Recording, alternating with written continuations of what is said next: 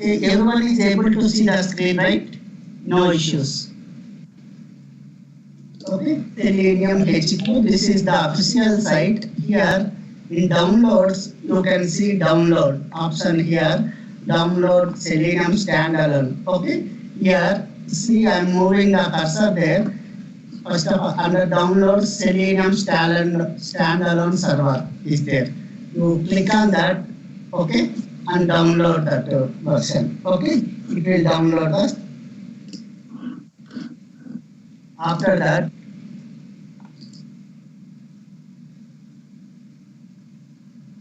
if you go little down here, based on the browser, these are the different kinds of browser what Selenium supports. Okay.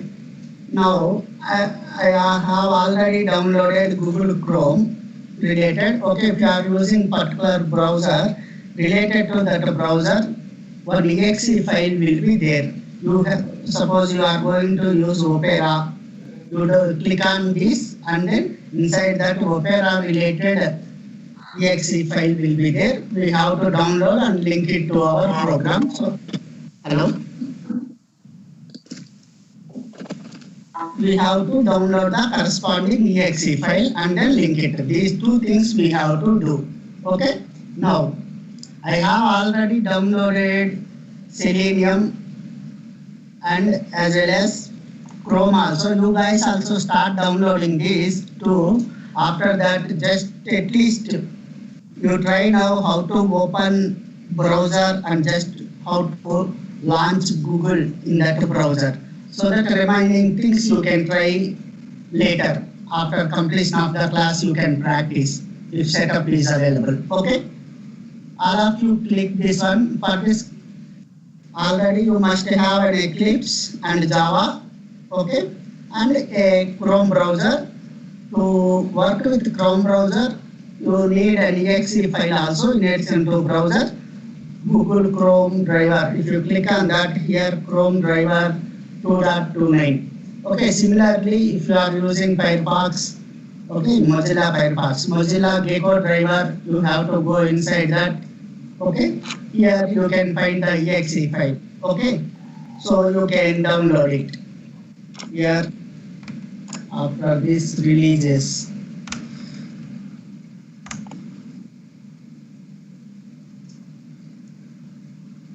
Sorry.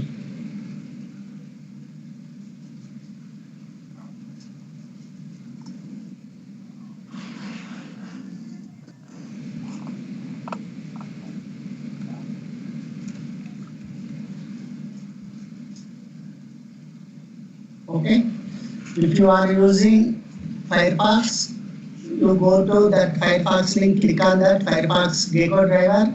Okay, you will get till here in URL. After that, you give /releases. Under releases, you can see here version 16.1. Okay, v0.16.1, v0.16.0, like that different versions. You can pick any one. Okay, if you are using Firefox. Just a second, on for Google Driver, right? Like when I selected version 2.29, now it is showing index of 2.29. So which one I should? Yeah, let me click on that. Similarly, I can also show them. Can you share the screen? Yeah. Just a second.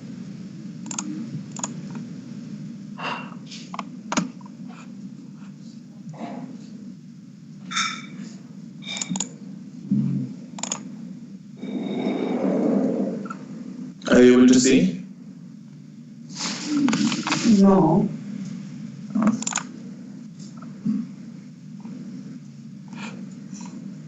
Yeah, I think it's loading. 1 second. Yeah. You select, you are using Windows, right? Last button above the notes.txt. You have, okay. Yeah, correct. For Windows, above one is for Mac, above one is for Linux. Okay. You download that one and extract. Everybody, please do this one. Okay, download this Chrome driver _win32. Yes, fine. This is the path of this Chrome driver we have to specify in our program. Okay, that that is a property we have to set. While setting the property, we have to specify the path of this one. Okay. And one more, Selenium standalone jar also. Everybody please download that one. Okay, Venkat. Yeah. Hello, Venkat. Yeah, tell me.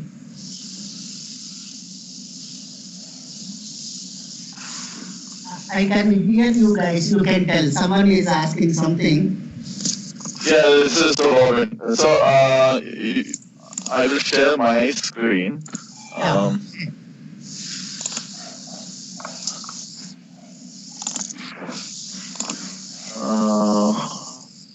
So, how to share the screen? There is a plus symbol. Okay. In the call, in the plus symbol, you click on that, share screen, one option you can get.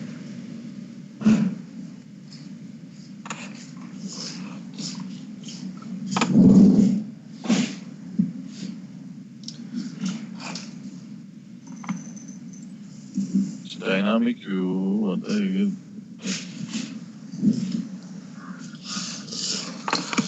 Download.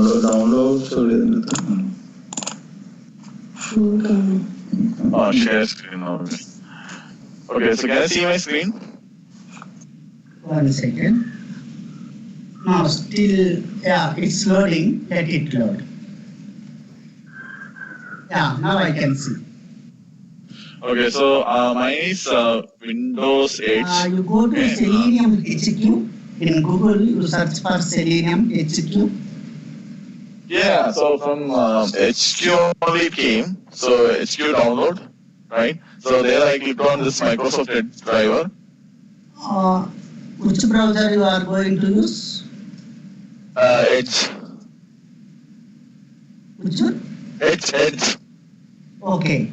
Edge is one browser. Yes. Yeah. Actually, we did not try this one, but it should work. We'll try it. Parallelly, you download Google Chrome.driver also. If you want to use Edge only, you click on this. I have Firefox for now, so I think you can download Mozilla Gecko driver. If you have Google Chrome, you can download Google Chrome driver. Okay. Actually, for finding XPath and all, in Chrome browser we have developer tools. So most of the times we were using that one. Oh, Chrome. Okay. Yeah. In my examples also. It is better to download so that everybody sing, right? Yeah. Okay. I'll try that. Yeah.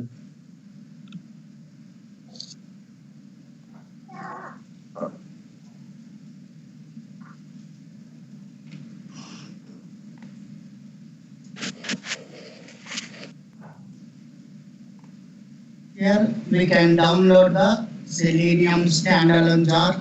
Okay. Once if you download, keep it in somewhere in your system. For example, in my desktop, I saved here. Okay, one is, let me share my screen.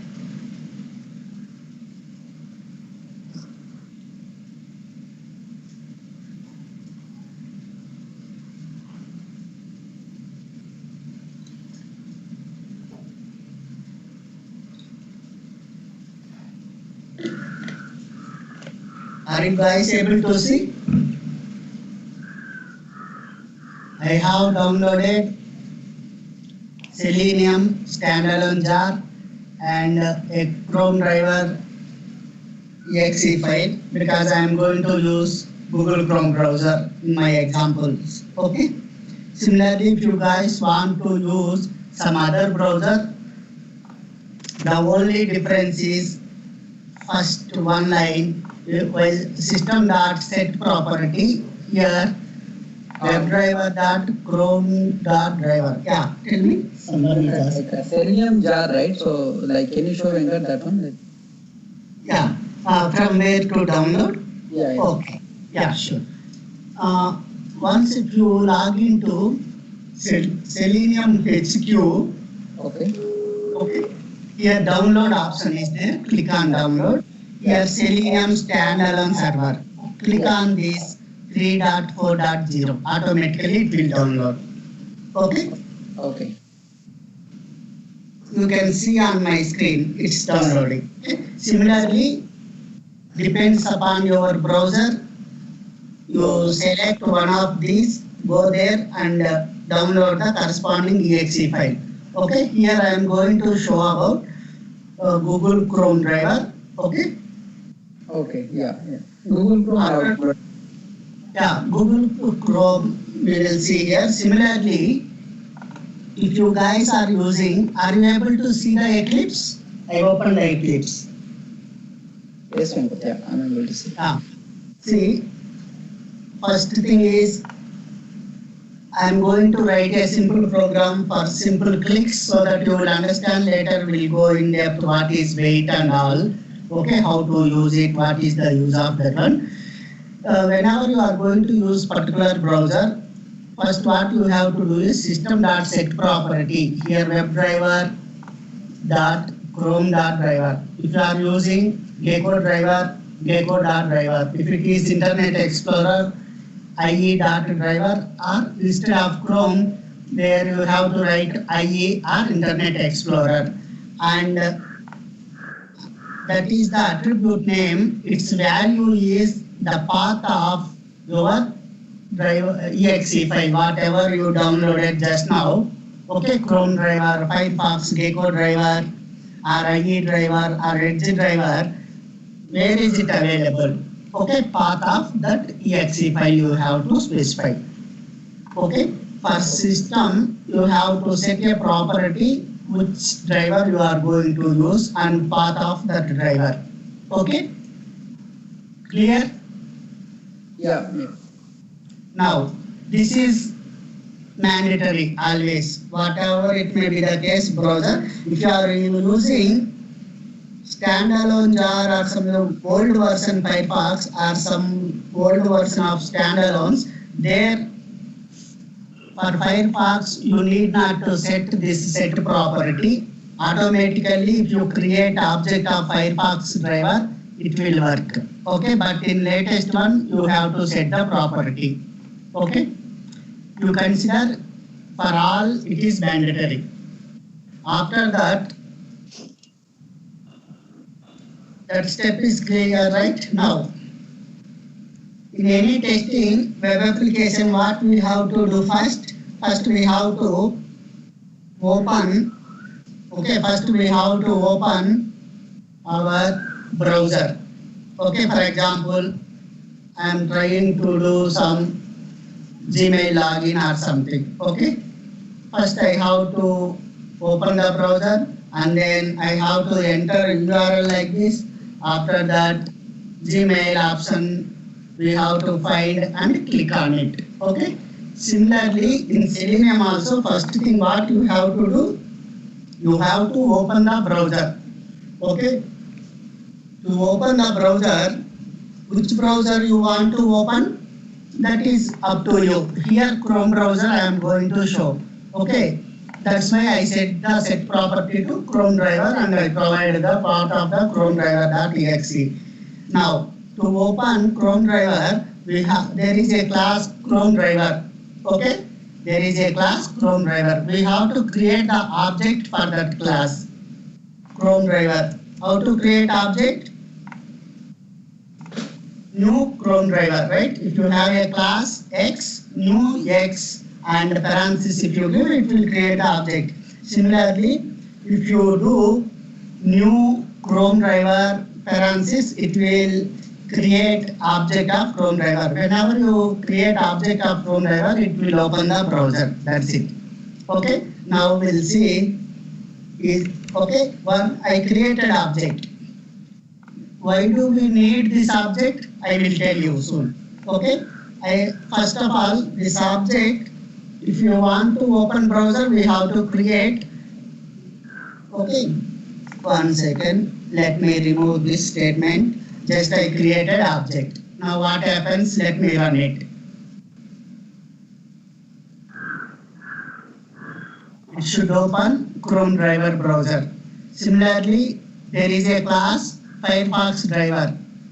Okay, if you do the set property to Firefox, okay, now it open a browser. Are you able to see everyone? Yeah. Hello? Yeah. Okay. Yeah. Sorry, Venkat, I was just downloading. So, should I take Chrome driver 2.29? What?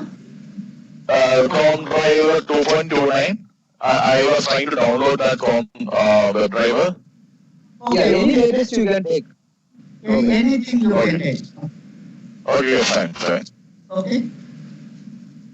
Now, this one will open the browser. Next time onwards, whatever the object it created, okay, that if you store using that, if you store, see here, I am creating an object and it will return the object.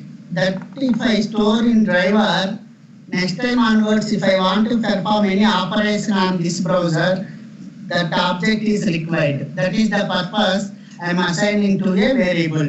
Okay, clear? Now, you may get a question like how to create object Chrome driver like this we supposed to create. Chrome driver equal to, okay, new Chrome driver. This is how we have to create, right? I am creating object for Chrome driver class, so I should assign that variable to that object to a variable of Chrome driver class. But earlier, if you see, I have written here web driver. Okay, so web driver is a interface. Okay, that interface is considered like it is a superclass, but all methods are abstract methods. Okay, so it is a interface. Chrome driver, Firefox driver, Edge driver, IE driver, all driver classes implemented the methods of WebDriver interface. So while explaining inheritance, I mentioned a point. Subclass object can points to superclass reference variable, right? Sorry, superclass reference variable can point to a subclass object, right? Here WebDriver is a superclass or interface. This is interface, not a class. Okay, so the classes which implements some interface, right? Those class objects can be pointed by a interface reference type variable. Okay. Till here, any doubt? See, if you write Chrome driver like this also, it will work. Let me run it again.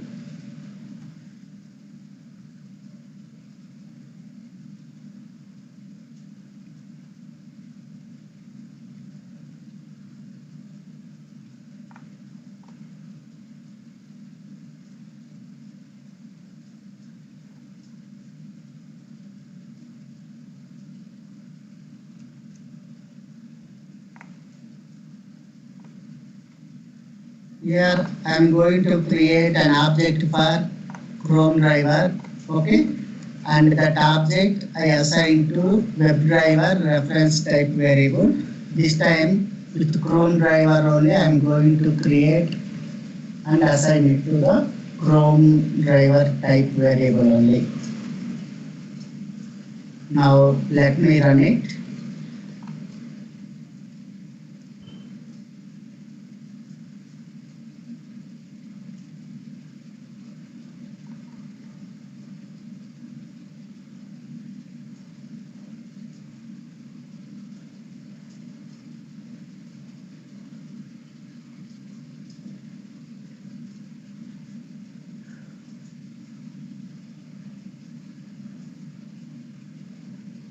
So it's clear, right? You can use any type of variable. That means that is WebDriver type variable or Chrome driver type variable to point to object of Chrome driver object. Okay? Now, Mahesh here. Yeah. Can you please explain once again what is the difference between that import in the third line and fourth line Import, and the yeah. set property path that you have set. Okay, sure, sure. I will explain one more time. Okay, forget about all these. These two are not there. Okay, and these things also not there.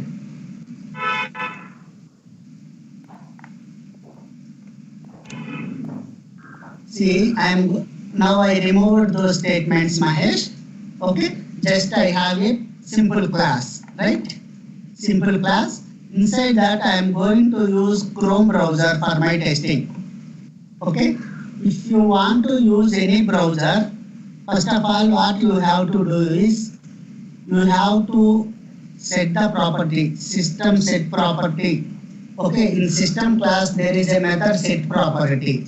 Okay, in that WebDriver, Chrome driver you are going to use means you have to set this attribute. Chrome WebDriver dot Chrome driver like this. If you are going to use something else like Firefox or IE driver, you have to mention WebDriver.ie.driver. This attribute you have to set.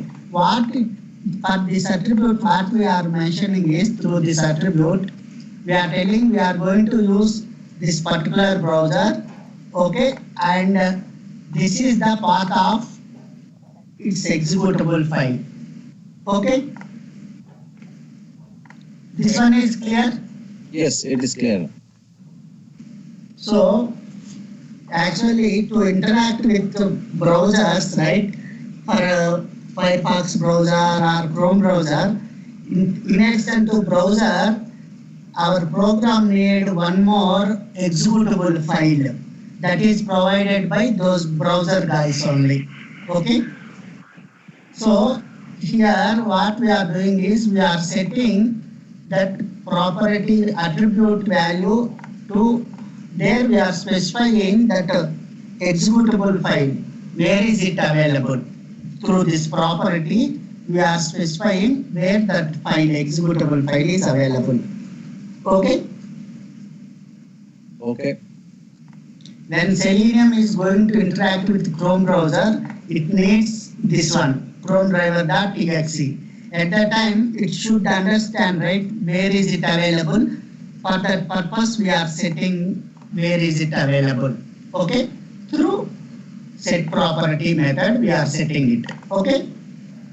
Now, after that, my intention is I want to use Chrome. That is the reason I gave Chrome. If you guys want to use something else, give IE and its path.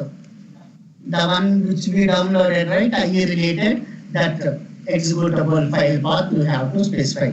Now, after that,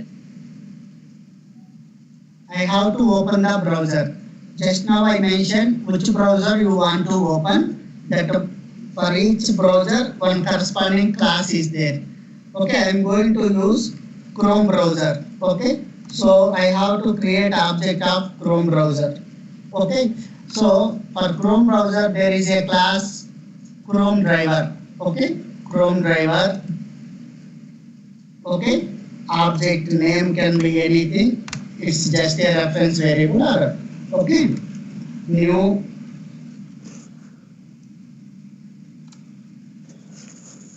Venkat, Yeah, hello.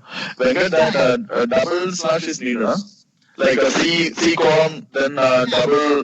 Robin, double slash is required because while Okay. explaining strings, I mentioned slash, and these have some special meaning, right? To avoid that meaning, whenever that slash comes, it will consider like that special meaning internally. Okay, to avoid that one, if you use one more slash before that, that actual meaning it will avoid and it will consider like a slash. Okay? Okay. Okay. Okay. Venkat, when you created this object, Chrome driver object, you see that import line appeared. Correct, exactly. Mahesh, I am going to explain that one only. Okay? Mahesh? Yeah, got it. Yeah, I understood. I am going to explain that one. You asked that one. I am going to explain that one only. In between, Robin asked that slash. So, okay. Now, I created this one. Okay. Class. Generally, in my workspace here, if you see my project explorer, is there any class like Chrome driver? No. Right? There is no class Chrome driver in my project. Okay. In my example project.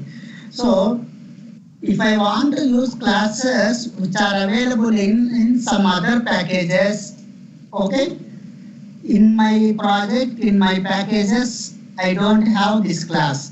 But this class is provided by Java people, okay, and that is available in some package. That package name is this one, org.openqa.selenium.chrome. See here, access specified, exception handling, like that, networking, different packages I have. Inside that, I have different classes. Similarly, Chrome driver is a class available in some package.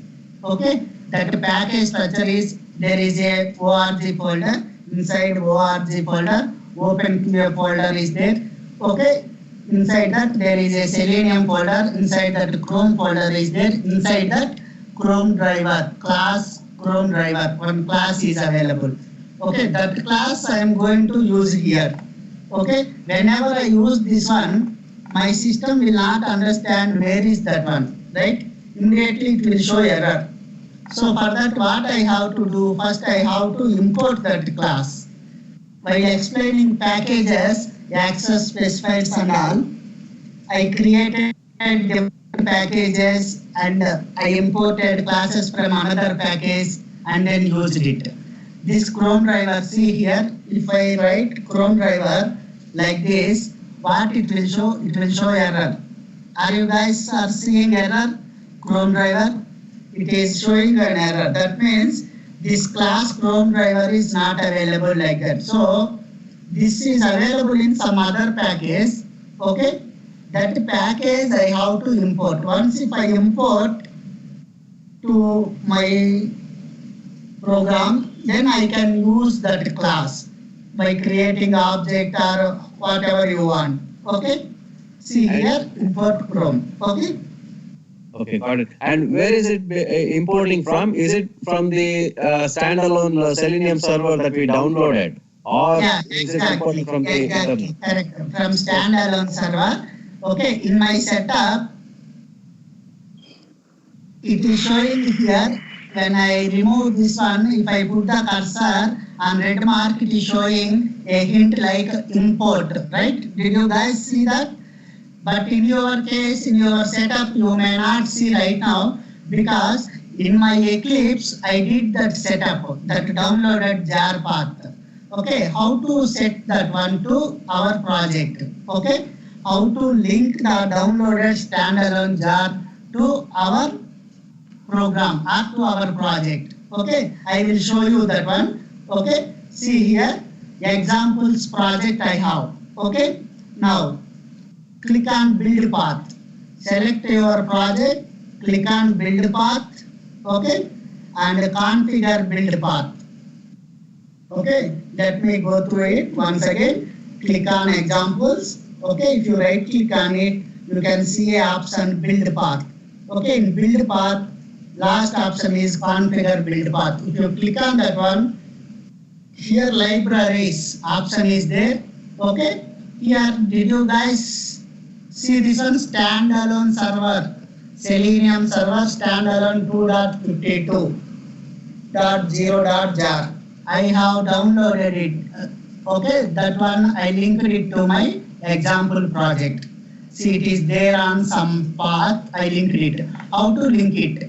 I linked it. That is the reason it is showing in my libraries. That is the reason whenever I am going to write Chrome driver or some other class names which are part of the standalone jar, immediately there I will get a error and highlighting that you import this class. Like that it will show hint also. When if I have this standalone jar in my class path. Okay. Now how to set it this one to class path.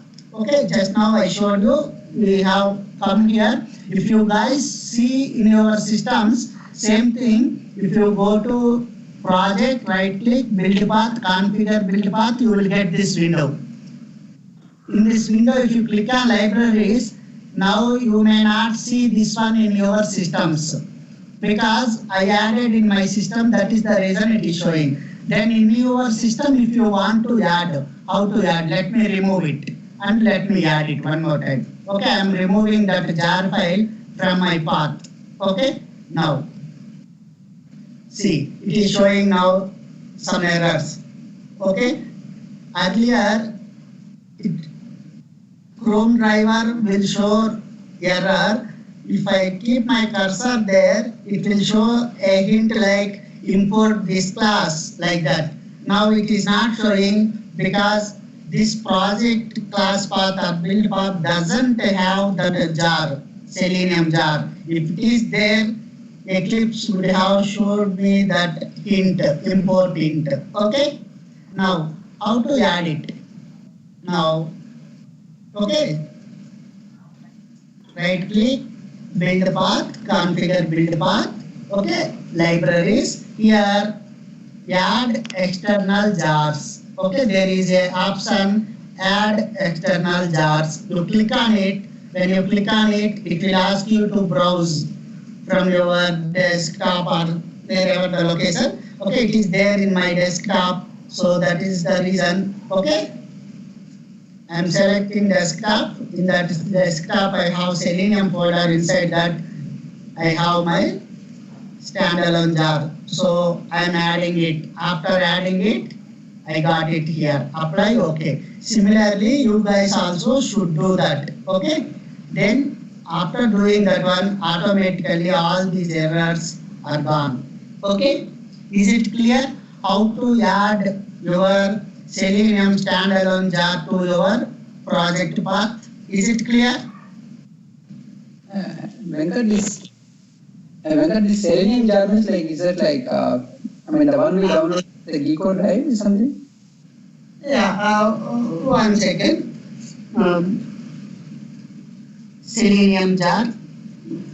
Yes, Venkat. Yeah. So Selenium jar software, Venkat, right? Which one is that? The one we downloaded or?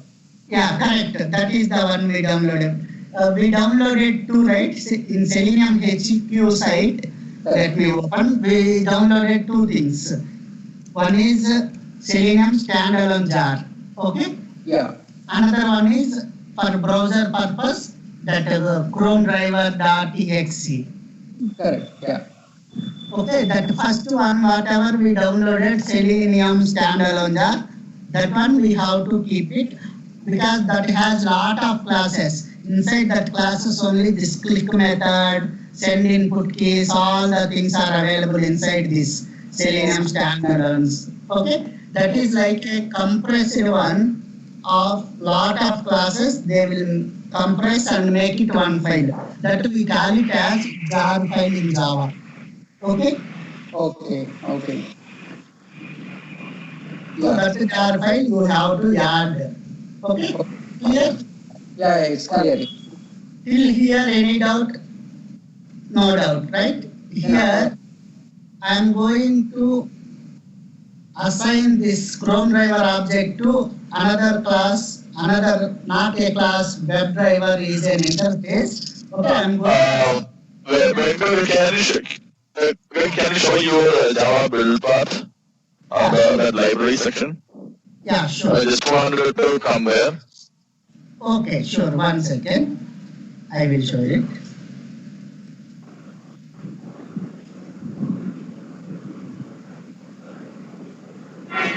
Yeah, Robin, you have project, right? Left side under Project Explorer. No. I am in libraries now, so you can yeah. So under libraries, right? Are you able to see? Okay. Add external jars. Yeah. So like what I see is different. Like I am just seeing the zip file, so not the jar file. So I think I need to download the jar maybe. Okay, I'll do that. Once if you download, you will get this one. Okay. From Okay. Selenium HQ, I downloaded this. Okay. This one you Okay, download. fine, fine.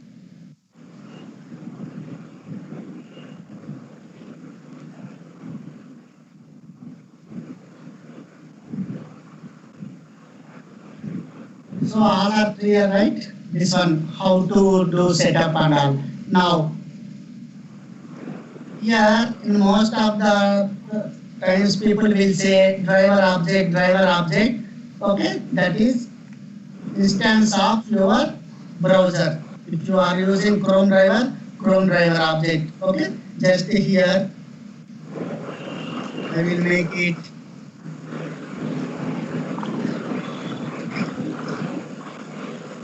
any name we can give. Just I am giving driver.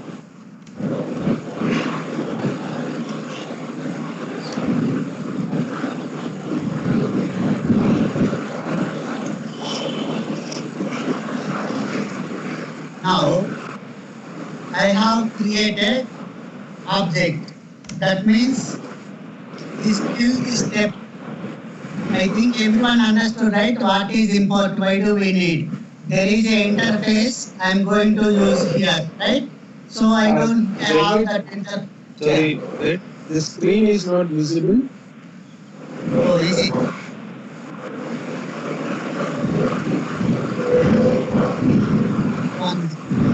No, I think. Is everyone facing that problem? Screen not visible problem? I can see this and here. I can see. Yeah. Is anyone facing the problem? I think I am in sharing mode only. See. Everyone can see? Yeah, I'm Yes. good there. Yeah, I can see. Yeah, I can see. Okay. Now, till this step, what we did? Just one thing. Created the object. That means we opened a browser. Once if you open browser, okay, if you want to open Google or something, till now whatever we have opened is just an empty one. It is not. Are you able to see Arun now?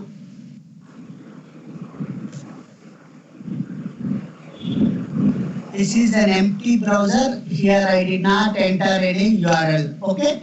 Whenever you create object, automatically it will, if you run your program, automatically it will open the browser because of creation of object statement. Okay. Because of this statement. Now, I want to open particular site. Okay. For example, Google. Okay. How to open it? That site name you pass it as a string to there is a method get. There is a method get. That method is available inside this class. Okay, WebDriver or PhoneDriver.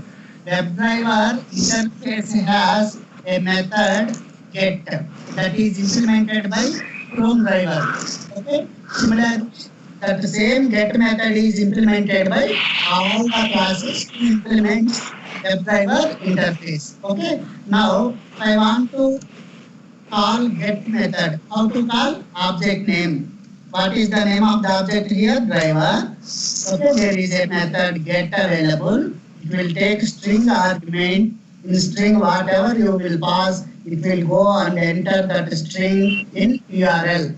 Okay, the get method responsibility is to load the provided URL. Okay, now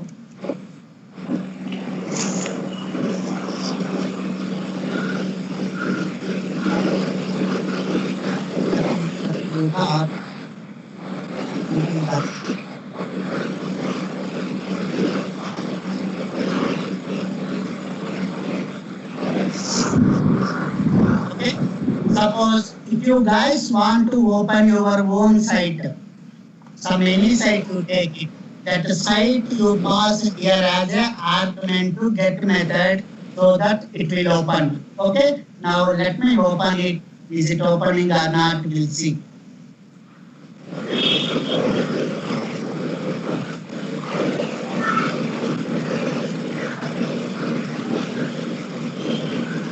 So here in console, you guys may see this red color one when only local connections are allowed like this. Okay, that is expected. It's in red color. Don't think like it's a error. Okay, whenever Chrome browser opens, it will show that one. Say it open that, or else now run it one more time. Here you will add a just one out or like completed. Just now program completed.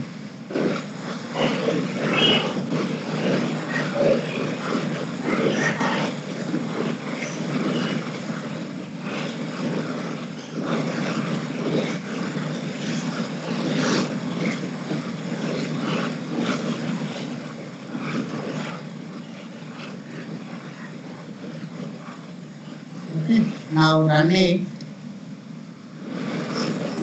Parallelly, you guys try to download that standalone and the Gecko driver or Chrome driver. By end of this session, after this one, you should be able to at least launch the browser so that you can practice today and tomorrow some of the examples. Okay, please open the browser and then it's going to enter the URL www.google.co.in. Okay, Hello, Venkat. yeah. Yeah, once everyone downloaded, right, you start a new, Java project, create a package, and we can show. What happened? No, once everyone downloaded, right, you can create a Java project and package and show them, you start from scratch kind of. Yeah, I will show them. Yeah, yeah. Venkat, I'm looking at there is a lot of background noise. Anil, can you go on mute? Venkat, Yeah, sure. Browser There are and in Eclipse and some different option.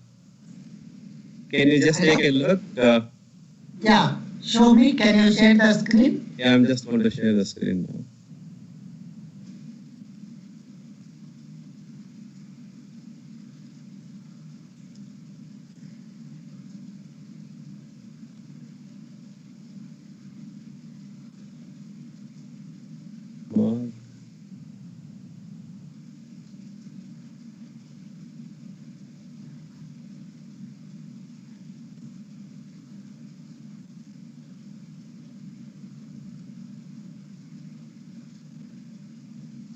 Hello, Mahesh. Yeah, are you able to see my screen?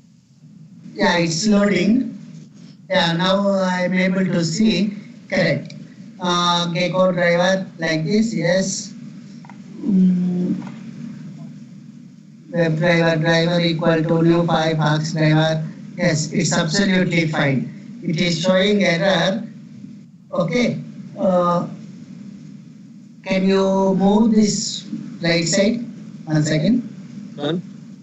That path you gave complete path, right? Can you? Oh, here. Okay. Yeah. Okay, Gecko driver, right? Fine. This is absolutely fine, no issues here. Now, there it is showing Firefox driver error, right? Can you keep the cursor there so that what is it showing we can see? 1 second. Did you add the standalone jar? No, right? I don't think so. Yeah. Okay. Then what you have to do is hello world. In that case, hello world left side it is showing some red symbol, right? Right.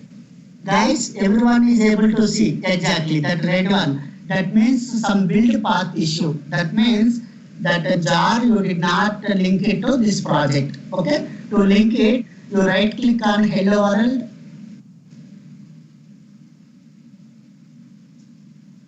And go to build path. Configure build path.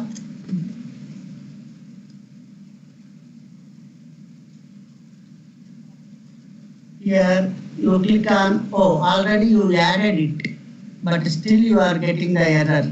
Oh, it says missing. Okay, missing it is showing.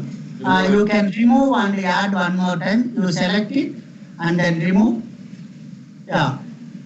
Where is that jar available? Standalone jar. You go to that place. Click on add external jars.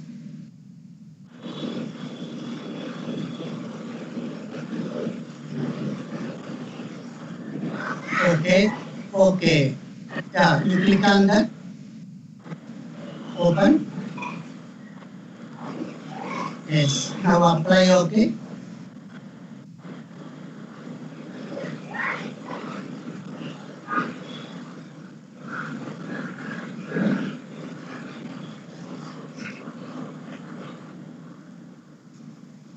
Click on OK. If you see left side in your project, that red symbol gone. Now, Yeah. now it should not show that error. Click on OK.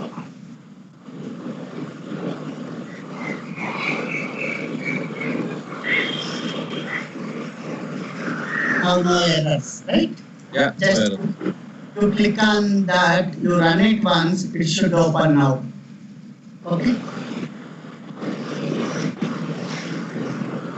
So when you go little up, what is that error message? Yeah, error message is okay. This is yours. Okay. Chrome driver you are setting. Oh, sorry, I think I have even shared mine also with this overlapping is. What problem? Okay. Yes, can you share once again? Oh, my one is gone. Okay. Yeah, Robin shared it. Is it opened browser, Mahesh, in your system? I got some errors. Okay, can you show that?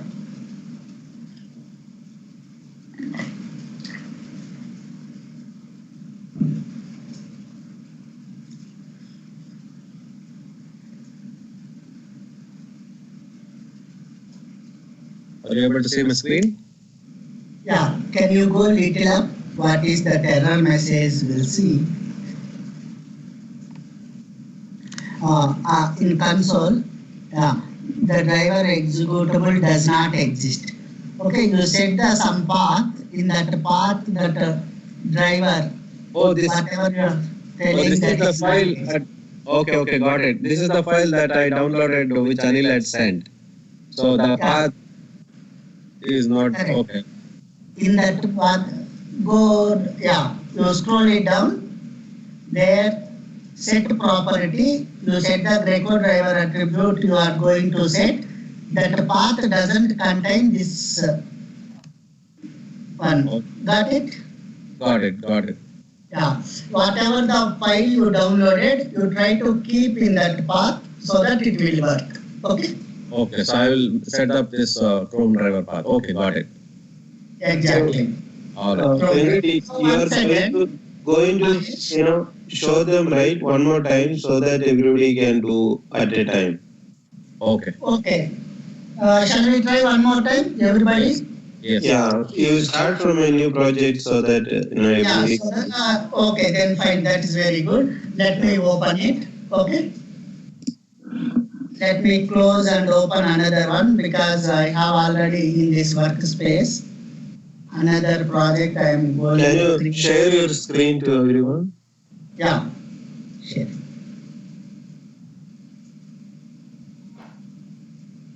Mahesh, stop sharing.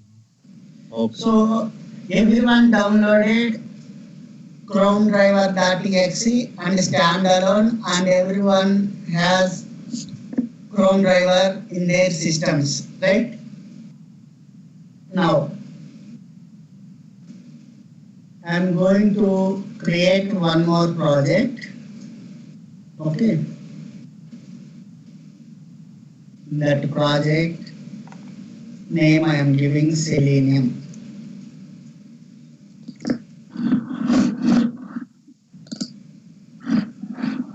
Okay, Selenium. Inside this I am going to create a class Okay. Uh, Setting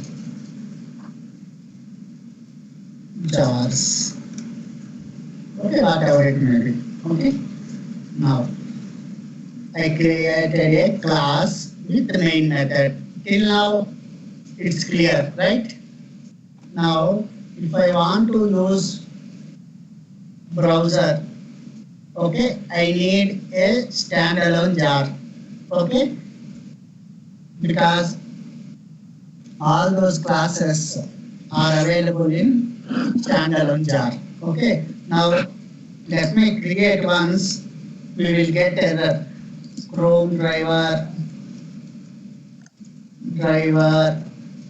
equal to new Chrome driver. Like this, I have a class. Okay, I know there is a class Chrome driver exists. If I create object of that one, I can able to open the browser. But it is showing error. What is it showing? It is showing like there is no class like Chrome driver. You create a Chrome driver, right?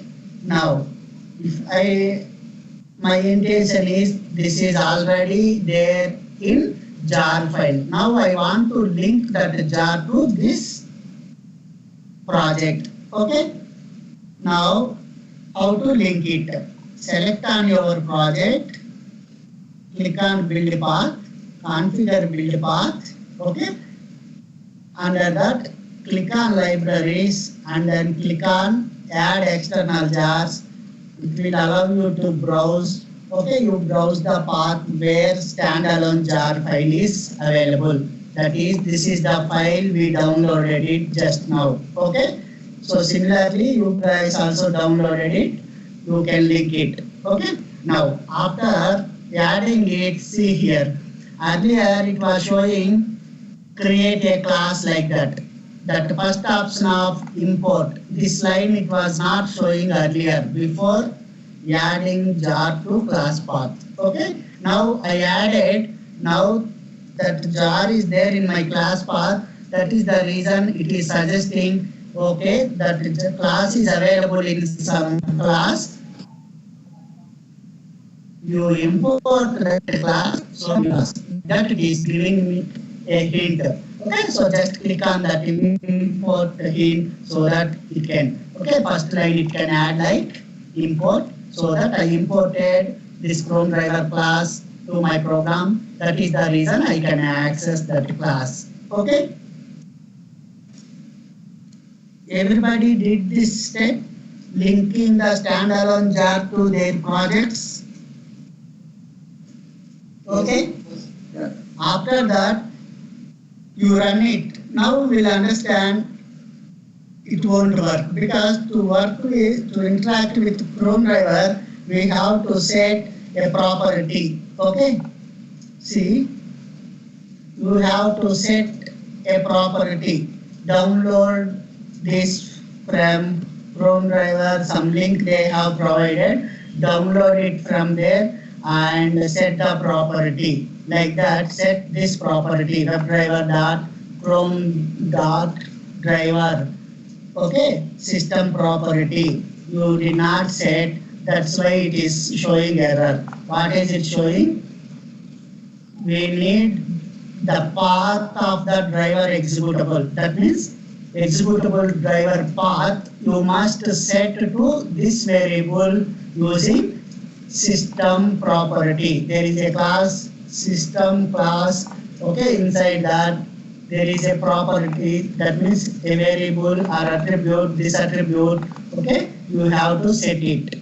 Okay, if it is not there, download it from here. It is showing the help. Okay, now we have to set that path. How to set?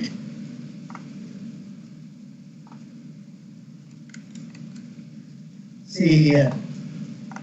Before creating object only, you have to set system property. System dot, there is a method set property. Okay, set property takes key value pair, key is that property, whatever we have just now copied from there, and the path where is that downloaded Chrome driver.exe is available. That path, okay, path we have to give. Okay, not path, just I am mentioning path. You find the path where is it available in your systems. Okay, in my system that is available in, I have created a folder Selenium. Inside Selenium folder, I have that. Okay, that is the reason I am taking it from here. Okay, see users and name and desktop under that Selenium, under that Chrome driver.exe. Okay, that is the path. Okay, that path I have to specify here. Okay, path I am copying from there. Same thing. See here, nothing. Same. Whatever I have there, same. That path of the Chrome driver exe. Okay, why 2 slashes? I explained in last class while discussing about strings. Okay, generally slash and all have special meaning. If you give one more slash before that, it will, that means by giving that one, we are telling to Java compiler, ignore the special meaning of slash. Okay.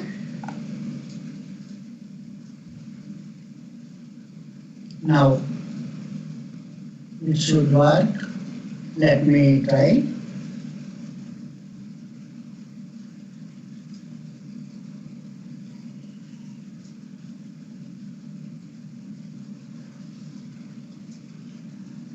Now it opened the browser. Till here, is everyone able to do in your systems? Because today after this session, you guys go and try open some site, your favorite sites, just to try to do some clicks through this so that you will understand. Okay? And if any doubts in tomorrow's session, we will see those also. Okay? So everyone is able to do till here. If everybody's setup is ready till this portion, I can proceed. Okay? Hello? Yes. So everyone did till this, right? Just hold on, give me a minute, like I'm doing that set property. Okay. Please do it. Okay.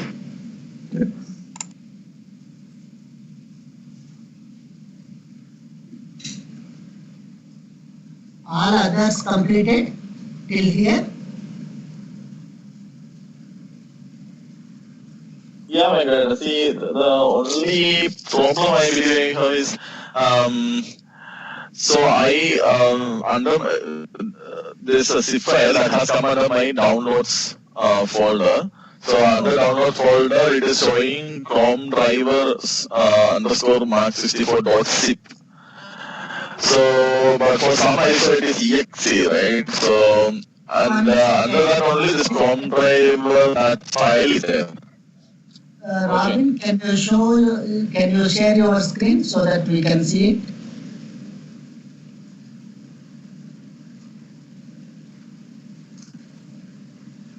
Generally, when we download, right, what we will get is a zip file. Okay. So now you can see my. So the thing is that after downloading, I copy to my personal folder, and there I gave like this. So then I thought, okay, you told right, it should be in the downloaded place itself. So I just went back. Then in the downloaded place, it is like this. So there are 2 folders now. So which one should I take? Robin, it need not to be downloads. You can keep it anywhere, no problem. Okay. So first statement only you go and see. Okay. Second statement you comment it. Okay. Okay, but here should I give? Okay, so here should I give this .exe? Yes, exactly. Correct. Full. Let me show you mine once. So if I give like that, then Okay. It is going for some other error Actually, now. So that file name it is is telling this same error. yeah, the driver executable does not exist in C, Robin, Selenium, Java training. Okay, I understood. Generally, sometimes what happens is if you go to that place, the CXE is there, right? You can see Yeah, that. under Selenium, you have Chrome driver. Yes, correct. This is fine. Nothing wrong in this. Okay, there that Selenium Java training. That name is there, right? That has some spaces, it seems, Oh, right? okay. Okay. Sometimes while reading that path, if spaces are there, it will not allow. Okay, what you can do is you remove the spaces and there also folder name you change it, or else in second line downloads wherever you are using second line there. Here you can remove the spaces. Okay. Oh, okay. I have some files open, so I will Then you do one thing. First line you comment it. Okay. In second line, just Chrome driver.exe. First one you comment it. Second line uncomment. Okay. User Robin downloads. okay. Okay. Here Instead I of can give zip, this, right? Okay. yeah. Instead of zip file, you give Chrome driver.exe and copy this Chrome driver.exe file to downloads. Okay. Okay. Got it. Correct. That one. Under zip folder, we may not contain that one. Remove the zip path. Oh, Okay. got it. And Okay. copy to downloads this Chrome driver.exe. Oh, it is Okay, already got there. it. Got This it. path you can. Oh, Okay. okay. Yeah. Sorry. Yeah. Yours is Mac. No, but I could see OS. only Mac in the when I tried the download thing. See, uh, If here your it was system showing is Windows, Linux and this Windows 32 I should take, right? yeah, you have to take Windows 32 for Windows system. For Mac OS system, you have to take that one. Okay. And after that, you have to Okay. extract and Okay. download. Okay. I'll correct it. Okay. Thanks. Okay. It's clear, right? Yes. Clear now. Yeah. Yeah. 1 second, give me a minute, I will be back.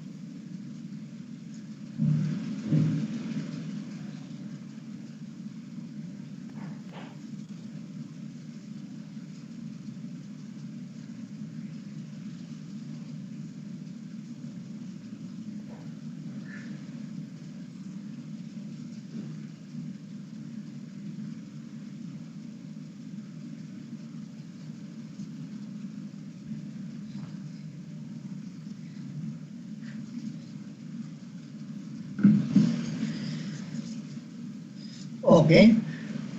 Now, Venkat, like I'm just sharing my screen, okay? Like just I'm getting some error actually when I run the okay. program. Yeah, we'll see.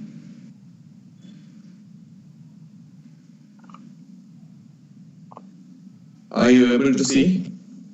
Yes. One second. Set property WebDriver and C colon slash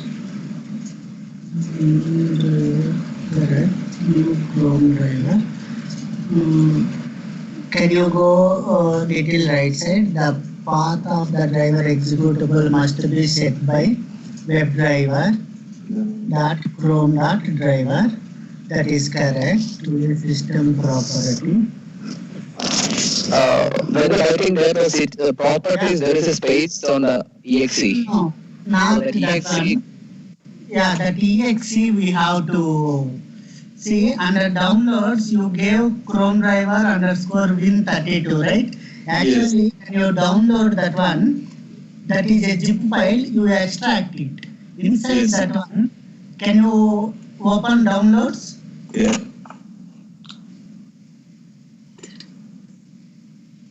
If anyone is free, just can someone create a dummy user so that it will save 2-3 minutes time. Just in Gmail one user. So this Because is the by logging in will show that. Okay. yeah, I can try to that. Yeah. Just a user, and because we want to share username password also while writing the code. That's why. Yeah, exactly. This path you specify, correct. After this, okay, you give Chrome driver .exe also. okay. And that space is also not allowed generally. Okay, maybe because of that one it may throw error. What you can do is inside that 32.1 folder you have Chrome driver, right? Copy it and keep it in downloads only. This one? Okay.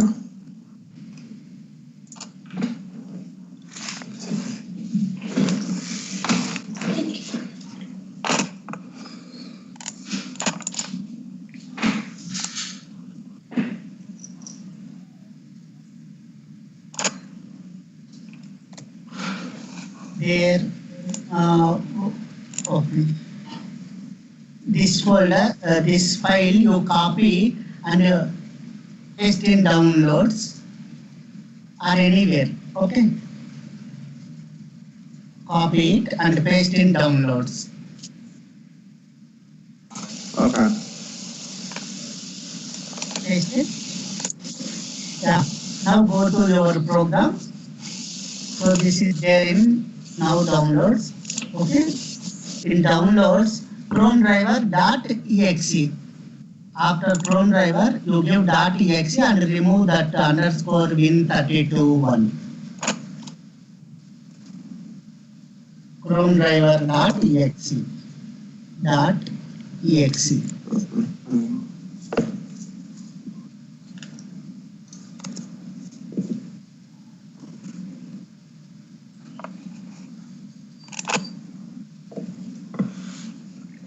Yes.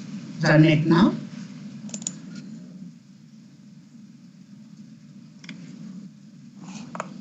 Still error. Here, while setting that WebDriver, W is capital. Yeah. No, that is small.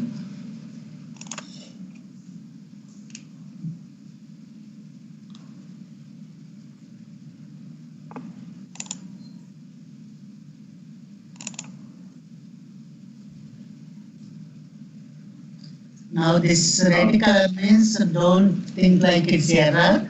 Just whenever we open browser, right? That generally everywhere red means error.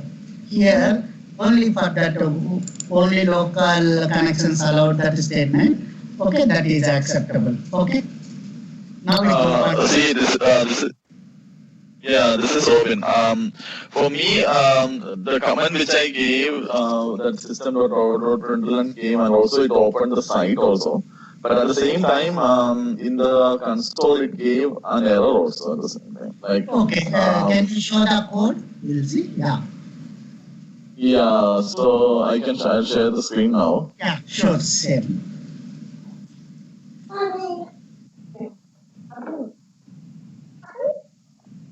Can you see now? Yeah, it's loading. Yeah, correct. Now, It came, see this command it came, open yeah, YouTube. It correct. also No open error. the It's YouTube proper, right? also, but here some error it is showing like only local connections are available.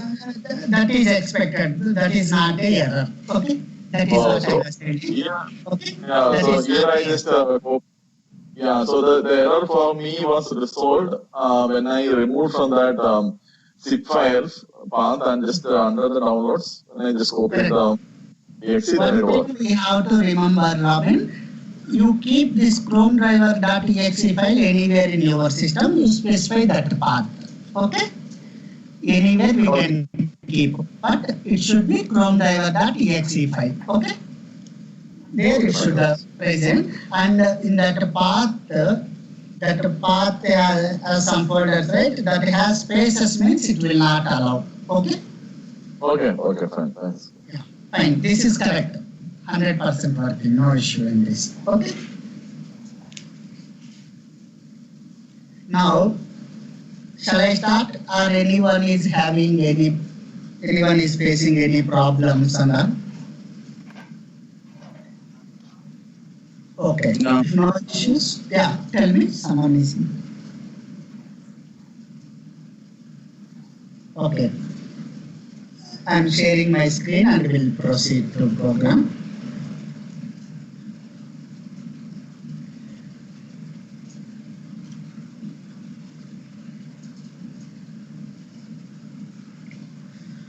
Okay. Now, everyone has attempted this, and in everybody's system it's working fine. We are able to open the browser and all. Okay, like this, and everyone is able to open their interested sites. Okay, just you pass that site name or URL as an argument to get method so that it will open it. Okay, here. Now, my intention is today we will see just log into Gmail and then send a mail. Okay. Now driver dot get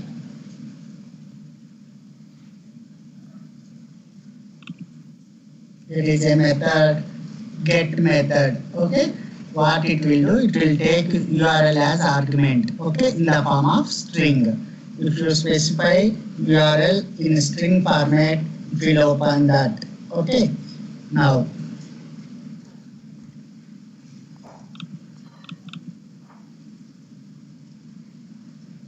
one second.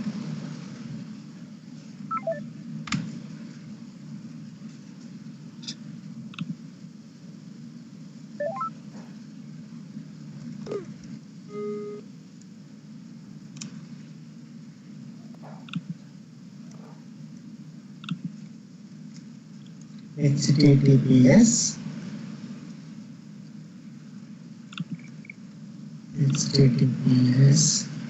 www dot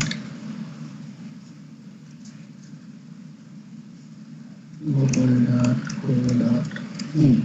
Okay, till here it should work for everyone without any issue. Okay, now I will write the code and I will show you how to find XPath of any element and how to use that one in our programming. Okay. Now it opened. Here there is a option Gmail, right? Are you guys able to see my screen? Now I want to click on this Gmail. Okay, I want to click on this Gmail. Yeah, tell me. Now I want to click on this Gmail. For that, how should I tell to my driver or to my program? Go and click on this. Now, for example, if I tell you guys, I open this site, you go and click. Next question comes from you is where I supposed to click. Similarly, our program Selenium also will expect something from us. You tell me where I supposed to click, then I will click. Like that it will tell. Okay. Now if you see this page, any web page, if you right click and click on inspect, background source we can see. Okay. Now inspect elements. Okay. Here or else if you right click and click on view page source, we can see full page source of that web page. Okay. In this web page, okay, they have implemented all these things. This is the code responsible for displaying that web page. Okay, clear? This is the page responsible for displaying that code, UI, whatever we are seeing here. Okay, now I think see here for this element, for this Google, there will be a background one code. For this Gmail, in background some code is there. For this images. Okay. Now, in that big code, in that full page, if I want to know what is the element exactly responsible for this element in the sense, for this web page background source code is full is HTML tags. Okay. So each tag we call it as element. Each tag we call it as element. Okay. For everything there is a tag. Okay. From now instead of tag I will say element. Okay. To display this Gmail here, there will be a tag. Which tag? We need not to worry. Okay. If you don't know HTML also, fine. Just we have to know background, there will be a corresponding tag to display this Gmail on the screen. Okay. So we have to find that tag. In that big source code, how to find? We don't know. For that, what we have to do is, for example, I want to know which element is responsible for displaying this Gmail. Okay. In that scenario, you just right click on your interested element and click on inspect. In that big code, it will highlight only that element which is actually responsible for displaying this Gmail. Okay. Now, it will open the source code. Okay. Here,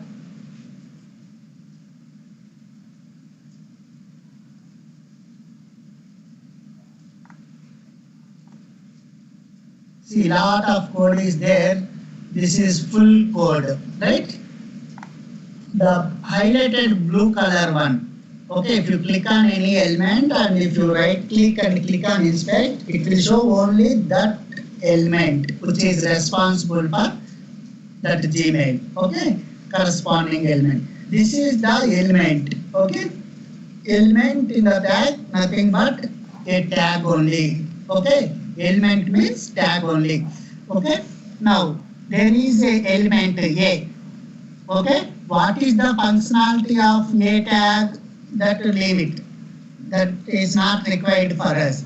What we have to understand here is there is a element or there is a tag A that is responsible for displaying it. Okay, now I have to tell to my program, go and find A tag or A element. Okay, then it will go and find. Okay, there is a method find. If I tell to that find method, go and find particular A element, it will find this element. Okay, and it will return to me. Okay, now in words I can say a sentence like this: find A tag. Okay, now before going to this, I think Anil might have covered this one. Just 1 minute, I am going to repeat this one because throughout the Selenium we are going to use this one. Okay.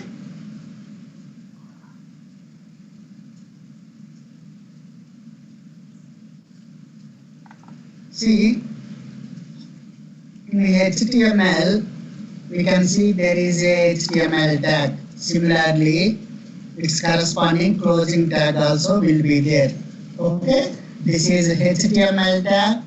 We call it as HTML opening tag. If anything is available within that angular braces, that we call it as tag, HTML tag. Okay, if the same tag before its name there is a slash, we call it as closing tag. Okay, first one is HTML opening tag, second one is HTML closing tag. Similarly,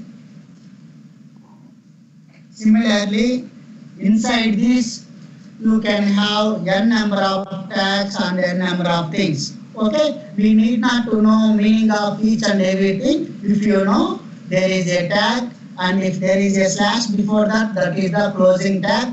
Whatever is there in between these two, starting tag and ending tag, or opening tag or closing tag, in between whatever is there, that we call it as text. Okay, or HTML, that tag text. Okay, similarly, suppose there is a tag, consider A is there.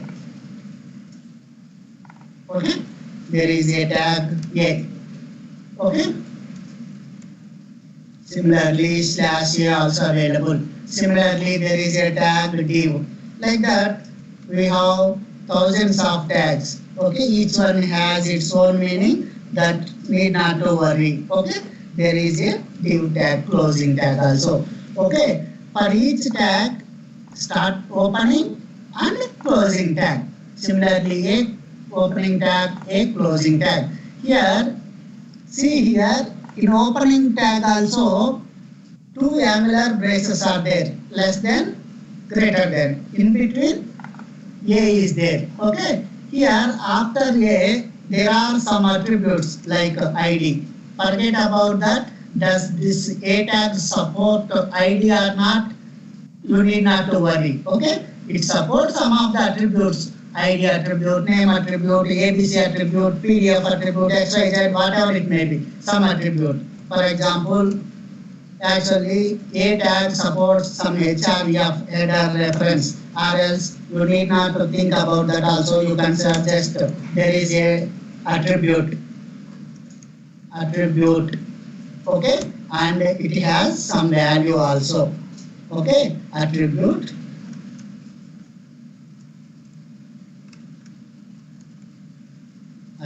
value. Okay, similarly, it can have another tag also. Okay, sorry, it can have another attribute also. Okay, attribute and attribute value. Like that, a tag can have some attributes and values also.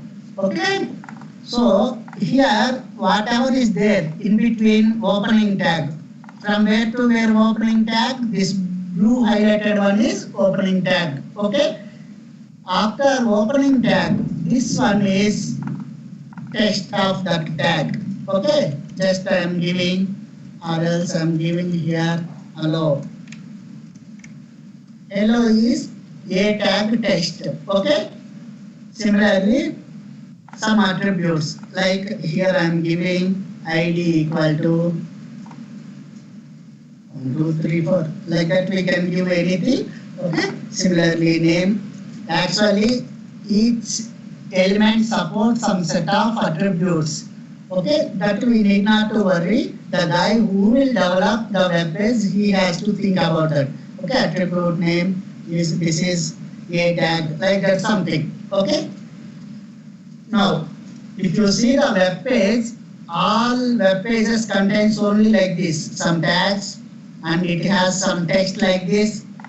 What is text? The value which is present in between opening tag and closing tag. This is closing, till here opening. Okay, in between whatever is there, that is text. In opening tag, you can have something called attributes also. Okay, here ID is one attribute, name is another attribute. Now consider this page, whatever I am showing on notepad is a web page source code. Okay, if I want to tell you guys, find a tag with the ID, okay? Whose ID is 1234. Like that also I can find this element, okay? My intention is I want to find this A tag because when I click on inspect element in my web page, it is highlighting this, right? Similarly, here let me show this.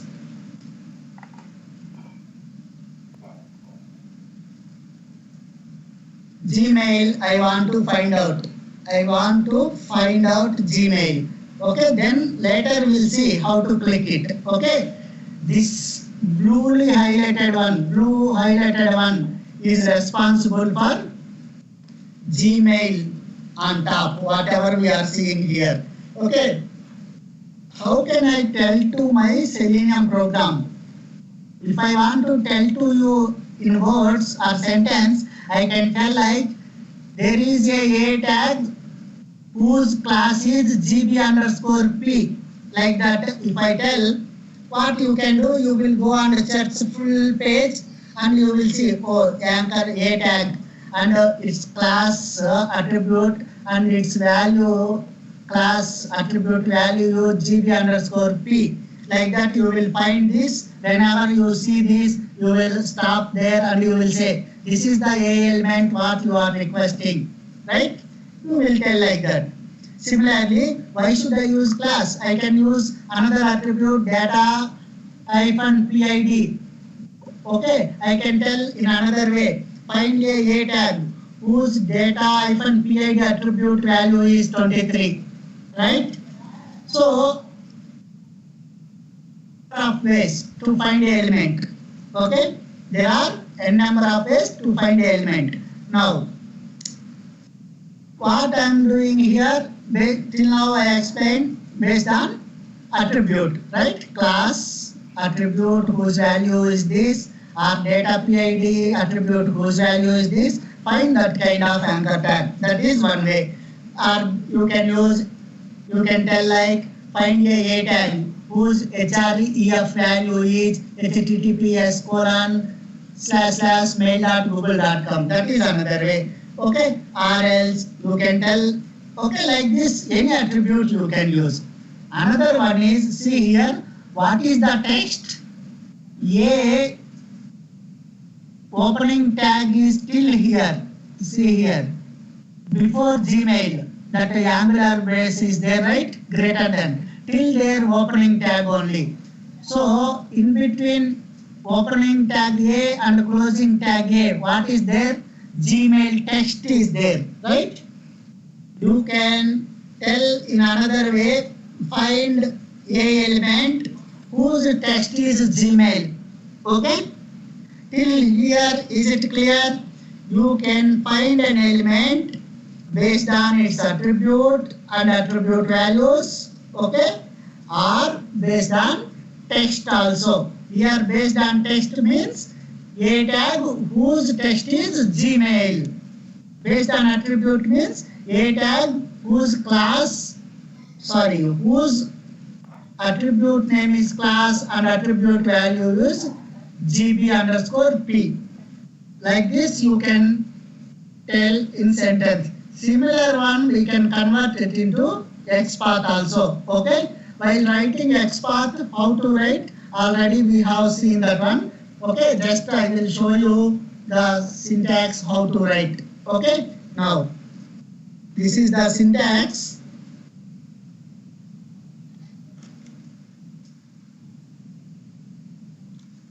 Tag name, if you are going to find an element, finding, okay, XPath syntax.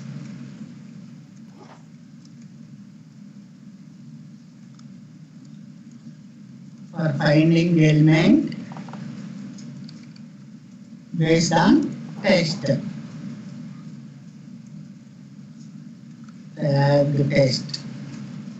Okay.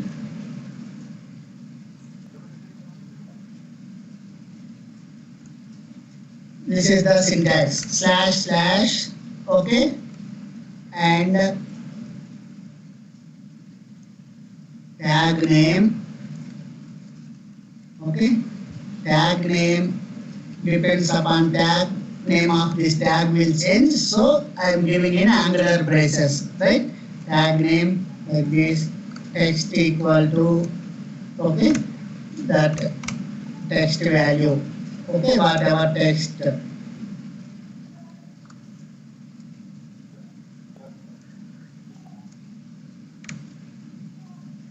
Okay, now this is the syntax. Can we convert that A tag into this? If I want to tell to my program, I have to make it like this, above one. So what tag I am looking for? I am looking for tag A, right? This tag I want to identify, I want to tell to my system, find this tag. Okay, now I am going to write the XPath is one way to find your elements or tags. Okay, based on text also you can find, based on attributes also you can find. Okay, based on text we are going to see now. Okay, text equal to, what is the text value? Gmail. Gmail.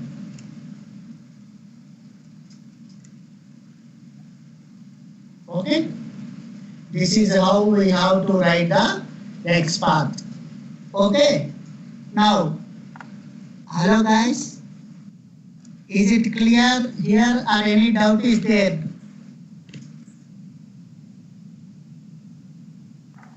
Hello? Please answer me so that it's easy. I think I can proceed like you guys understood this, how to find this XPath and how to use this one I will tell you. Okay? There is a method driver. Sorry. Find element. There is a method find element. That find element also available in driver object only. Okay, that means in Chrome driver or Firefox driver, all classes have that find element. Driver dot find element. Okay, just now I told in sentence find a tag whose text is Gmail, like that. You guys saw that one and you told this is the A tag, right? What I am looking. Similarly, for if I want to tell to Selenium, give me a tag or find the element with this and give me. When a program is executing, it will go and find that element and it will return to you. On that element, you click it. Okay? Now, find element. To find the element, okay, there are a number of ways again. One is XPath, another one is based on ID, different are there. We'll see all those later. Okay. Already Anil covered XPath, so here we are going to use only XPath. Find element by using XPath.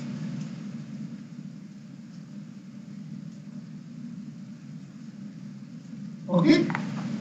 By XPath method, what it will do is, it will take your XPath value as a string. I think now you guys are understanding why did he explain finding XPath. Okay, when I say you guys to go and click on some element in that web page, immediate question comes to me is which element I want to click. Similarly, program also needs that input where it has to click. For that purpose, we are finding the XPath. Okay, that XPath we are passing as argument to find element. This find element method responsibility is find that element and return it. Okay, all web tags are like elements. Okay, all are like elements. A is one element. Okay, web element, or we can call it as tag also. So what this find element will do? It will go and search the full web page, and wherever a tag matches this Gmail, that a tag it will return. Tag in the sense in programming here, element. It will return that web element. So whenever it is written in C, find element, if you keep the cursor there, you can see its return type is web element. Okay. So if it is returning web element, what we have to do? We have to assign it to a web element reference variable or web element type variable. See here, find element. Find element return type is, see here, find element return type is web element. That is the reason I am assigning to web element. Okay. Now once if you have that web element, that means this elements XPath you wrote. Where is that? 1 second. This element it is returning. Once if you have that element path, just you have to do click or set input keys based on that element. If it is a clickable one, you click. If it is a text field, you do send input keys. Okay. Now w dot. So web element can be that is some label or anything, or a button. Button means it supports click. If it is a text field, you can do send input keys, or if already it has some data, you can clear it also. Like that, every web element support clear, okay, click, send input keys, like that. Okay, you can use that one. W dot click. Hello, these two lines are clear, or shall I repeat? If any doubts are there in these two lines, please ask me so that So you can finding the element. yeah. Also right click on the code and then copy the XPath and paste whatever we get in that copied path. Okay. Yeah, there are some tools like Firebug and all. If you use those tools, it will only find the XPath and it will give it to you. That XPath, what you have to do is, here wherever I am passing XPath, right, for find element, there directly you can pass. Okay?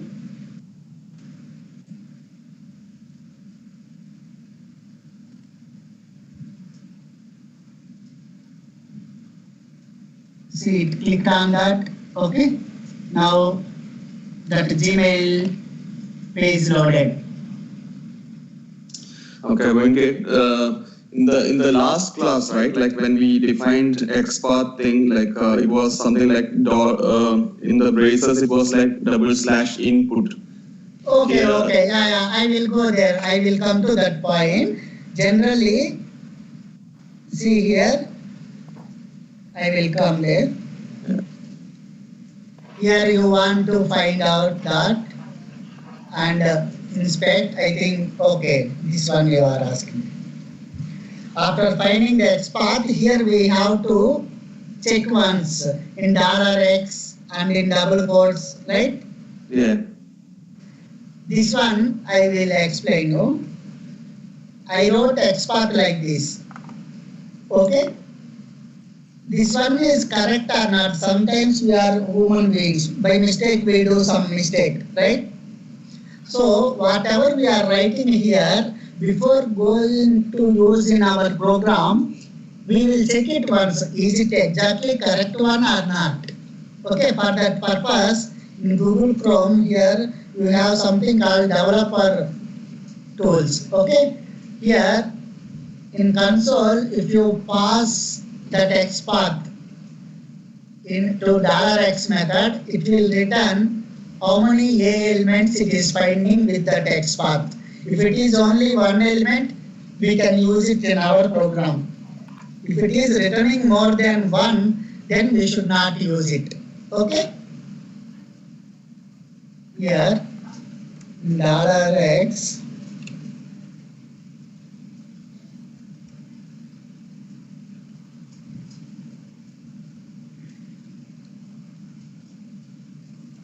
/ a tag, okay, use text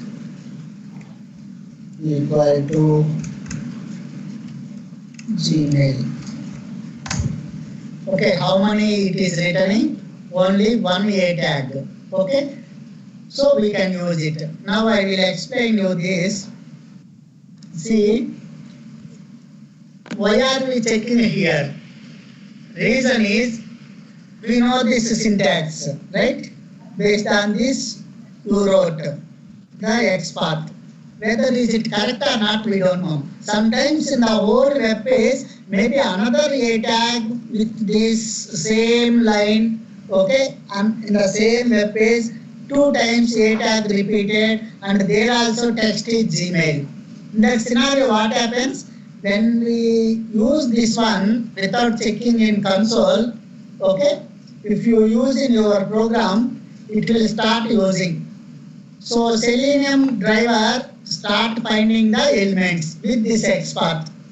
If web page has 2 A tags with the same, okay, as it is attributes and text, what happens at that time? It will find 2 elements. At that time, there is an ambiguity. Which one it has to click? Now let me explain you. I will say like you go and see on the web page, there will be a Gmail option, you click on it. Like that I told. When you open the web page, there are 2 Gmail options. Then you will get question. You will question me. There are 2. Which one I have to click? Because you don't know which one to click, right? So we have to specify which one it has to click. Or else, while telling only, we should tell there is a Gmail option.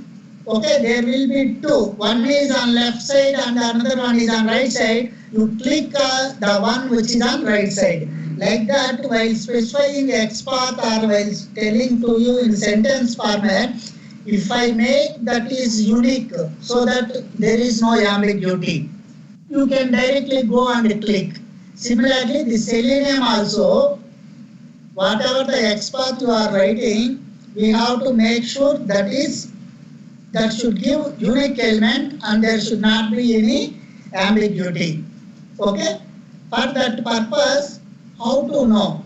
For that purpose, here in console, you pass whatever the XPath you identified. Is it the correct one or only one element exists with that XPath? Like that, to verify, you have to pass this XPath to $x method in developer tools here in console, so that it will return how many occurrences are there, how many A tags are there with this text Gmail. Okay, so it returned A only one occurrence, like that. If same one exists in somewhere else in the same web page, it will return another one, 2 A's. Okay, that we will see in next step. Okay. Once we find the element, all are web elements. Okay, all tags are web elements. It will return that in the web element object. Yeah, tell me. So instead of using driver dot find element then by dot xpath, can we use driver dot find element by xpath, that single method, right? There is a driver dot you give, there is a last one is there, right? Find element by xpath. There's a single way. Just you are telling only this highlighted blue person. I'll just show you one second. I think both are the same. I mean, that's just. Robin, please share the screen and your voice also some breaking. Could you please, after sharing the screen, please explain there what you are thinking. That means your problem. Okay. So that we'll see there on screen. It will be better. You highlight that statement and.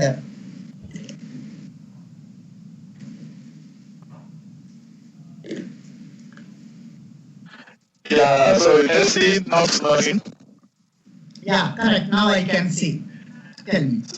So So what I say that can use like this, right? I mean, now in your code it was given like find element, then in bracket by an export like that. It's a single one, right? Like this. Can we use this also? There is a element find elements by XPath. Okay, if that is there, we can use that also. That method looks like find elements by XPath direct method also available, it seems. Yeah. If it is there, we can use. Okay, nothing wrong in that. That is correct only. Okay, now find elements. Okay, here what I Okay, can see. fine.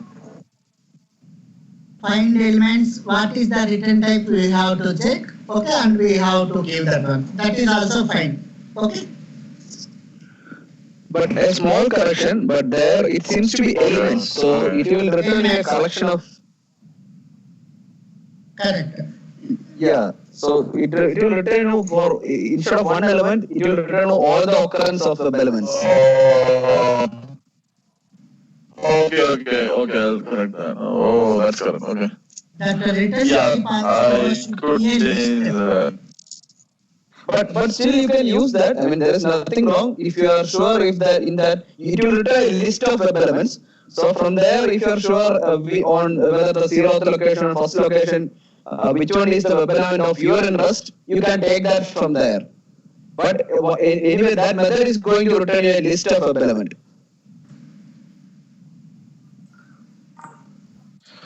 Okay, is there a way like we can trying to print like in the pages like giving system or printer or something? Can we list and see what I actually returned? That value? The voice is there is a distortion in the voice. Can you repeat one more time? Robin, can you disconnect and connect back? Okay. Yeah. Okay, others understood that statement. There is a method find element, okay. It will take an argument, okay. How to find the element, that you have to specify as argument to find element. So by XPath or by CSS or by ID, like that, different ways are there. Right now we are using XPath. So by, there is a class by, it has XPath express, okay, method Venkat, XPath. can you share your screen? Like we can't see your screen. Yeah, I am waiting. Okay, yeah, okay. Yeah. So my question was this: that so it is whichever the method we are using, it is returning some value, right? So is there a way we can this in the class like can we display what is that return? Like we using system.out.println or something? Can we see what is the return, right? Yes, actually that is in the form of object, it will return directly a tag like that, we cannot see that. If you print this W web element, okay. Yeah, Venkat, his question is like, hello Venkat. Yeah. His question is like whether that return type and the arguments of each method which we are using, is there any way to read that? So can you show that control space if you give the definition of that method, it will show, right? Okay, what is the return type he wants to see? Yeah, so if you keep that cursor on that file element and control space, it will show that. Yeah. See, driver, okay, driver dot, if you click on dot, right, you can see here find elements, okay, find elements, different ways are there, okay. Now I am selecting this here by dot, see some based on anyone, CSS or tag name, partial link test, all these we'll see later. For now, we'll go with XPath. So whenever you do this one, what is the output of this one? Okay, find element. 1 second, it's loading. Just if you keep the mouse on find element, it will show what it will return. It will return a web element like that. 1 second. See here. move the cursor here. Or you can keep that cursor on the after the T. You just yeah. Okay. Yeah. See here, if you keep cursor on find element, you can see. First one is web element. Okay, web element. Okay, this find element is available in remote WebDriver. One class is there. Okay, full class name. If class is there in some package, that package is available in some other package, that package is available in some other package, that complete path it will show. There is a package arg inside that one, sub package, open QA inside that. Okay, package means like a folder only. Okay, inside that there is another one, Selenium, inside that remote WebDriver. Remote WebDriver class is there in this path, and that has a method find element. Its return type is first one, whatever we are seeing, web element. If you see find elements, there is another one, find elements. See here, if you take find elements, same one, it is that method, same as find element, but elements, it will multiple occurrences are there, it will return all. Okay, all are web elements only, but a group of elements. That is why it's a list. When I explained collections, we discussed about list. List is used for storing group of elements of same type, right? That can be a object type also, like any class types. Web element is also a class. Okay, every class type acts like a data type, right? User defined data type. So it will list web elements, multiple web elements. So it is a list. That list is of which type? Web elements type. Okay? Clear? Does that answer, Robin? Yeah. Yeah. Based on this, okay, based on this return type, while assigning those, if it is find element, it will return one element. That's why I gave like this. If it is multiple one, we have to take a list of web elements. Okay, list type variable we have to take. Okay, web element and web element list. This is variable name, it can be anything. Okay, clear? So list, I did not import, that is the reason it is showing error. Just import the list. Clear? Any doubts in this?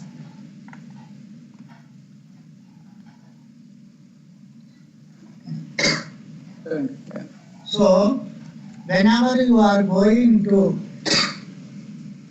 find an element, excuse me,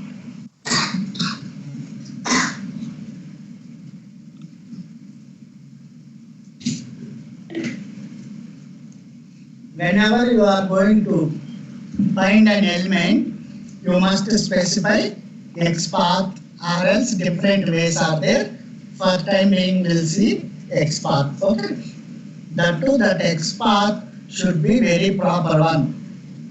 That means there should not be any ambiguity. If that I will show you once again, next attempt, another one which has ambiguity. Okay, if there is no ambiguity, it will find that element and it will return. Once if it returns that element, you can perform any operations. Excuse me, 1 minute, I will come. Robin, just one input. Are you there? Yes. Yes. Yeah. So you were telling about the find elements by XPath, right? So that seems to be a method inside the remote WebDriver, not the normal WebDriver. So there is a small difference between remote WebDriver and a normal WebDriver. So remote WebDriver we use only for the grid applications that I explained on last class. So there you can use this method, but in whatever in any method you can use as far as it returns your web element. So Selenium driver always finds a web element and operate on top of it. So whatever your driver class offers you, you can use it. So in your case, I think you used a remote web driver. That's why you got that method. Okay.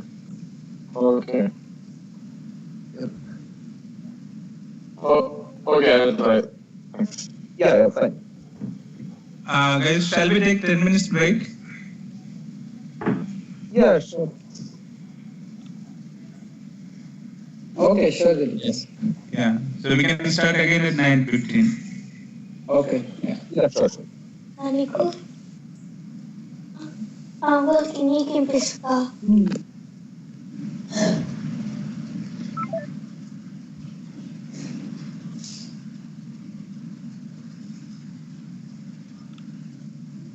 So once if you find the web element, you can perform any operation like click.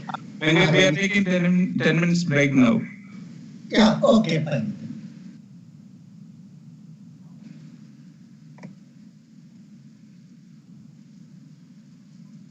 Venkat, Yeah. everybody went for a break, so 10 minutes break is there, so you can rest. Okay, Anil.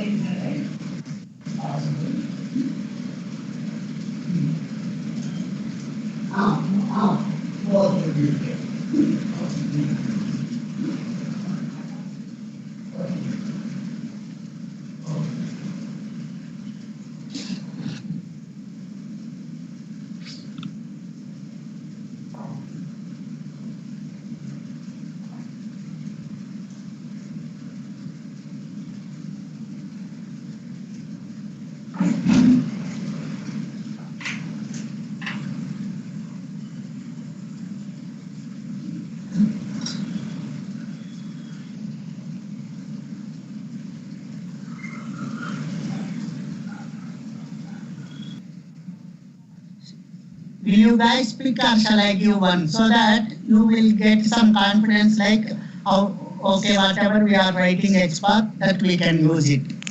Or else for this program I will show one or two. Later after going home, you try for other things, next operations. Okay? Now, till here, clicking on Gmail. Code is there. Let me see once. Will it work or not?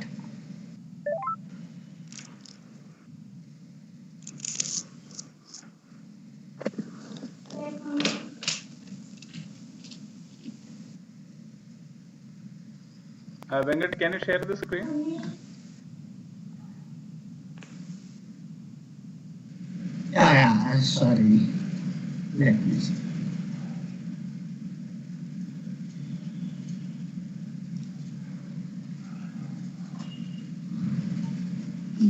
Hi, Venkat.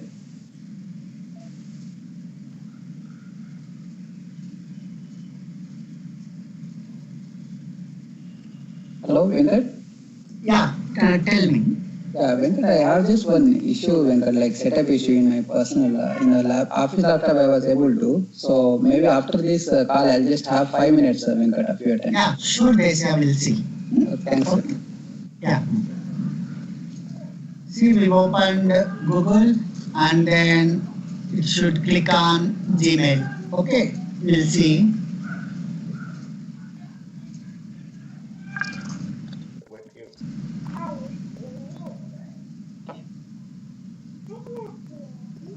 It clicked on it. It's loading. So it is opening Gmail. Now after this, what I supposed to do? We have to click on this sign in. Okay. Whenever you are going to find XPath, always what you have to do is try to use the elements which you are seeing on GUI. Okay. Tomorrow if they change development, they means development change those things, they will inform us earlier so that we can modify here.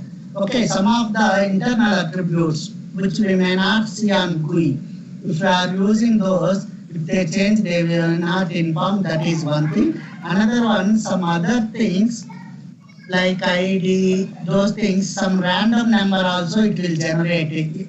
For every session, that number will be different. Okay, at that time, if you are using this time, next time it may not work. This time it will work, next time it may not work because it will generate another random number for another session. Okay, now I want to find XPath of this sign in, right? Now let me find this. I right click on this inspect. Okay. Sometimes the session which is opened by your script, if you are using, we may not get proper source code. Okay. Here same problem just now. Okay. See here, I opened that. So here it is showing sometimes we may not get. So if you are not getting that proper one, that means you are using that session which is opened by your script. Better you use the one always which is manually opened. Yeah. Now I want to click on that sign in. Okay. To click on sign in, I have to write the XPath. That XPath I have to provide to my find element. That element will return me the, that find element method will return me the web element. That web element I can click, right?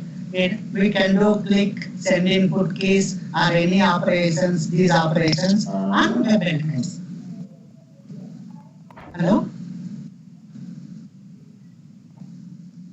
Okay, here I am going to use this one. Okay, here I can use based on class attribute or ng click attribute, like the different attributes are there. So better text, if I take this text whatever visible on GUI, this is the one, sign in. Okay, sign in text. Anchor tag, opening anchor tag and closing anchor tag. Whatever is there in between, that we call it as text. The text only always visible on the GUI. Okay. Now I have to find a tag whose text is sign in, right? So I can write directly before writing to my script. What I am doing here, I am verifying it. Is there only one element exist in that page or multiple elements exist with the text path? Okay. So always better check here so that your scripts won't fail in runtime. Okay. See here, sign, something wrong here. Text value is sign in. Okay. We have to select sign in.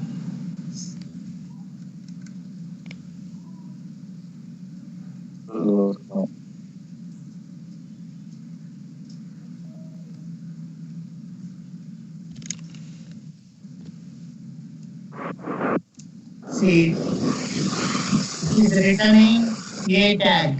Okay, only one element. Okay. How to find how many are returning? If it is returning another one, there is another a within that array index braces. Okay, how many it will return? Those many it will return. In the above case, it did not find anything. That's why in Angular braces it is showing 0. Nothing is there. So here one element means this XPath is very good. That means with this we can proceed. Okay, because there won't be any ambiguity with this. Okay, now let me click on.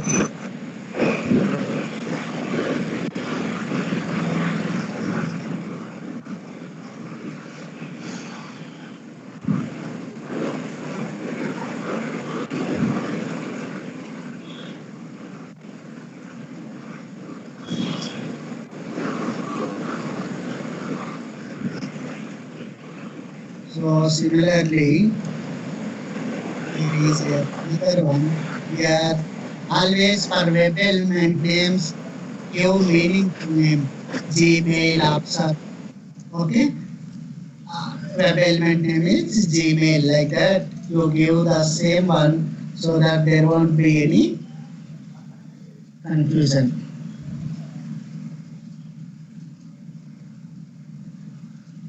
Gmail. Okay. Similarly, with this XPath.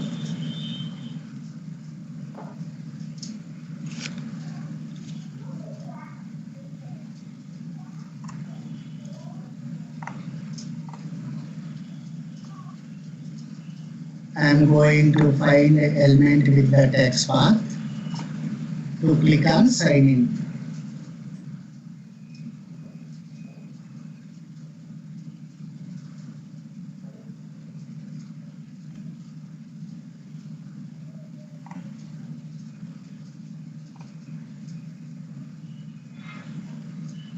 So I am giving web element name as sign in. Okay.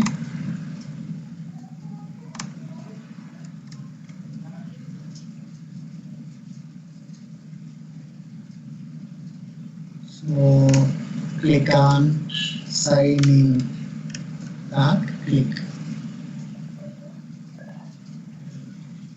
Okay. Now after, let me run this.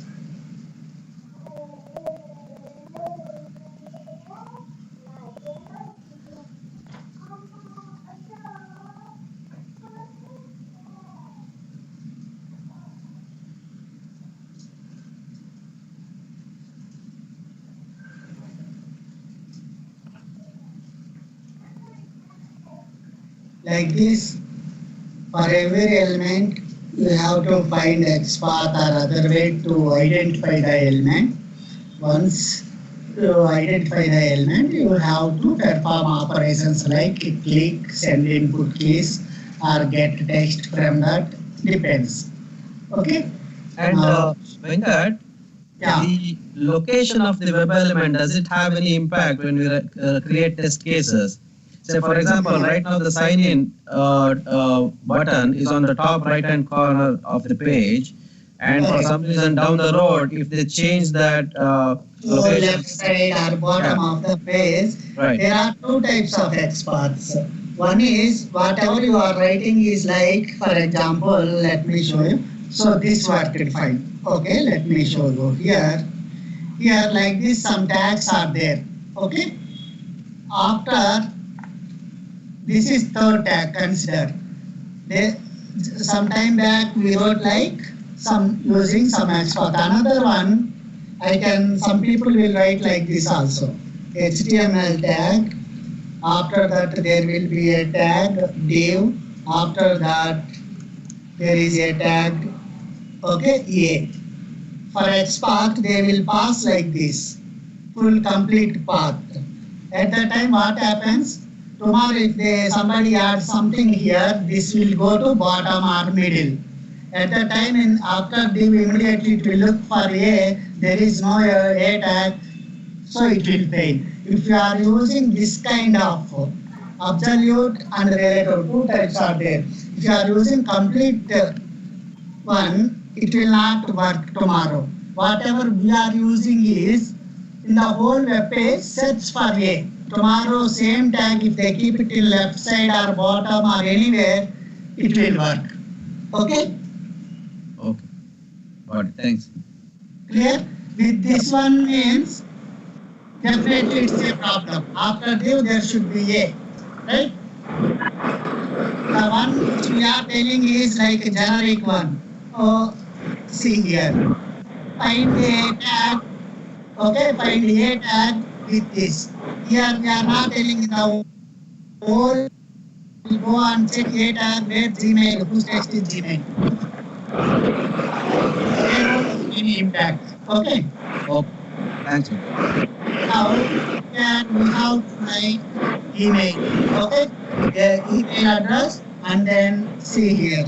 I want to find this XPath. So this time I will find X paths of two elements and we'll try to click on.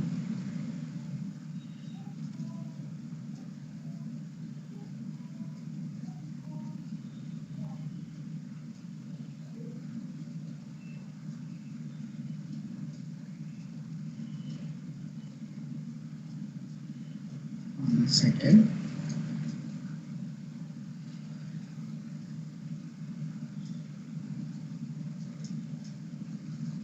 I am closing the ones which are opened by script.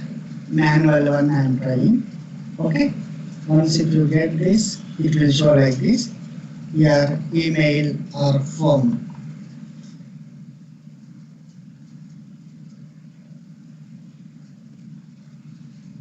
To find the XPath of this, I click on it. Okay. It's opening there. See here. This is a input tag. Okay. This one is a input tag. Here we can see. Here there is nothing like a text. All are attributes, right? All are attributes. So what we are going to do? We have to pick any one. Either type or value spell check or anything. If you take value spell check one, for example, below also another input tag is there after that blue line one, password input tag. That also has spell check false. So if you use a tag spell check, we won't get the proper element, right? So whatever we are seeing here, email or phone, that is there here. Okay. So placeholder, email or phone. Like this we can select. Okay. Or else name email. Okay. For other one, name something should be there. It is not there. Okay. Now we'll see input tag. Find an input tag whose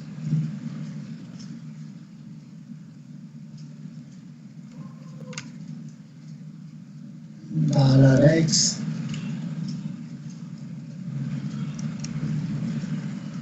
find an input tag, okay, whose name attribute value equal to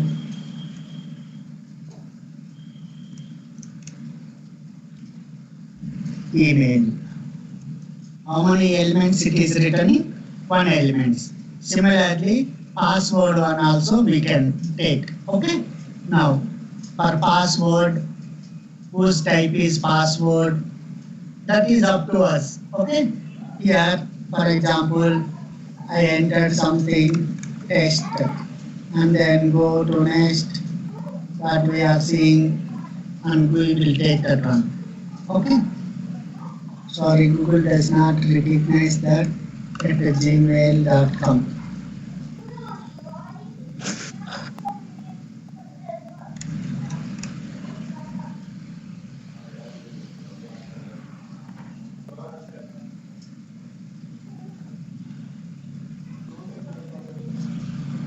Sorry, let me see this. Similarly, we'll write this and then next also let me click. So input tag whose value is next. Okay. So I am seeing on GUI this next.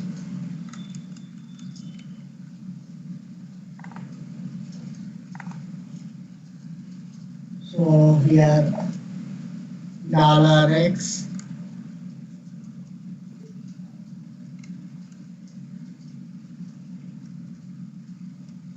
there is a input tag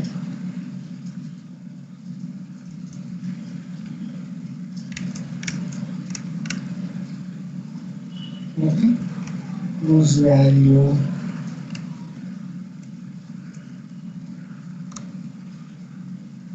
equal to next. How many elements are there? Only one element with that. Okay. So these two XPaths I will use and I will try to run. Okay. Now this is for one.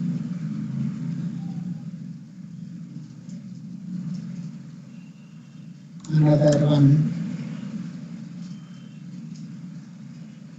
Like this, for everything, manually we have to find the X path. Okay.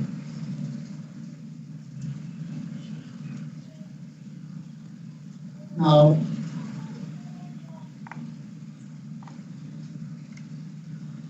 same thing, copy paste here, and you replace the X path. Okay. So this X path is related to email. Another one is related to next button.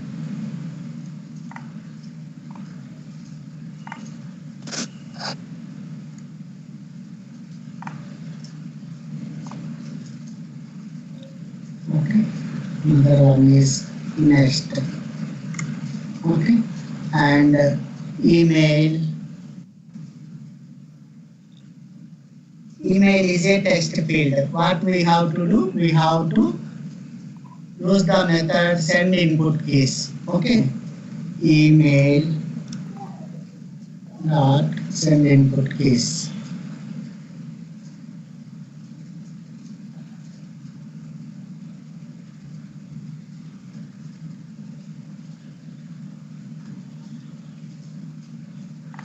So we have to pass email as a string argument.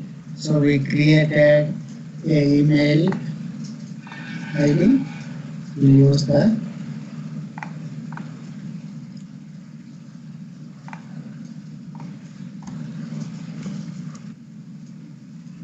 send keys.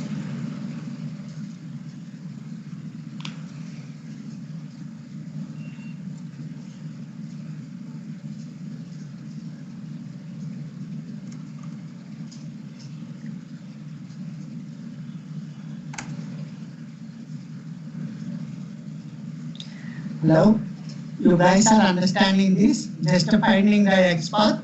Parallelly in your TPs, you guys also try to find the X path. If you find any issues, we can see. Okay. This is one and another one is next. Okay. Till here, any doubt? See, just we found X path. After that, we are clicking on that. Okay.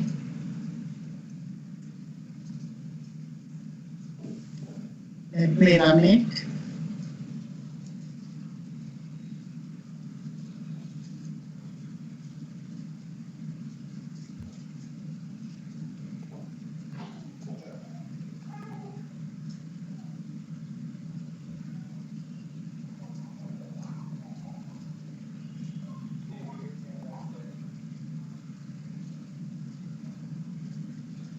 See here, if you observe on right side, we got some error. Okay, what is it showing? No such element, unable to locate the element with sign in. It is showing like sign in is not there. Okay, we'll see, is it really not there or something else? It is, 1 second, maybe while copy pasting anything problem, email, correct, we found that, and then next, fine. Okay, let me run it.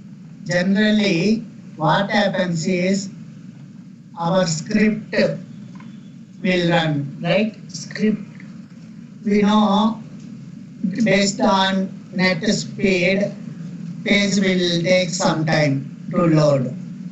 But our program execution is very fast. In that scenario, what happens? First, it loaded this page, it clicked on Gmail, and it clicked on this. Okay. By the time program reaches to a place, if that element doesn't exist, then what happens? It will fail. it will show message like that element unable to locate. Okay, that for that purpose we have something called sleep mechanisms. Okay, that I will explain you. Okay, now this time also what is the error? It clicked on sign in, right? Like that sign statement is not required, I think. That you explained it for another purpose, I think. Which one? That sign-in statement, that is not there, right? So right away after clicking Gmail, It is that there text in box my empty. maybe version dependency. Earlier, Oh, it it is there. failed to click on sign in. This time, it failed to click on email because after click on email Okay. sign in, that email page loading this page taking some time. You guys understood? Earlier, it failed to click on top sign in only. This time it failed to click because after click on sign in, it is taking some time. So depends upon net speed, it will change, right? So we'll add some sleep so that it will go smooth. After that, I will explain you two types of sleeping mechanisms are there. One is implicit, another one is explicit. First, let me explain a thread dot sleep. Okay. Actually, this is not recommended to use. Okay. We'll give like 5000 milliseconds. Okay. Thread dot sleep. Sleep method will throw an exception. So if this method is throwing exception, what we have to do? We have to handle it. Okay. So keep this statement in try catch block. Okay. 1 second. Surrounded with try catch. Okay. Similarly, I think today we may not cover the sleeping mechanisms because it may take some more time. We'll try to send a mail with this sleep. Tomorrow I will cover that sleeping mechanisms. Okay.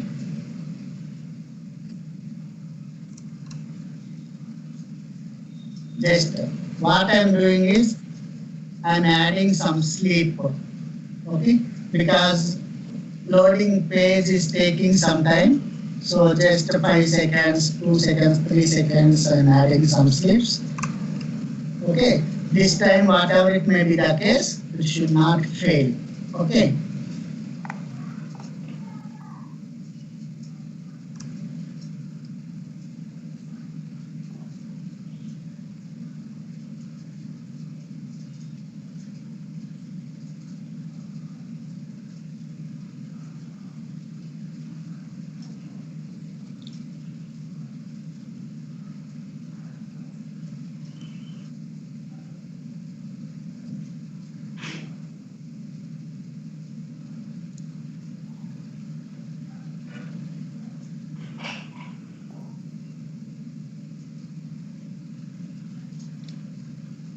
See here, it clicked on it.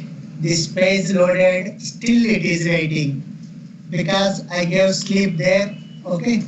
Now it failed again. Let me see. Why is it?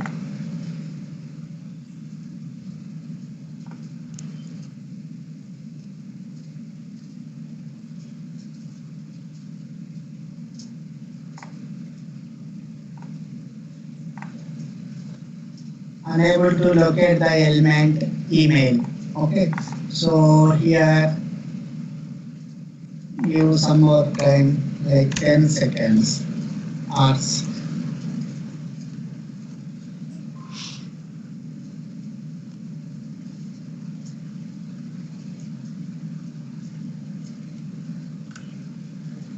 Seconds again. Similarly, on top also will give, maybe it may fail.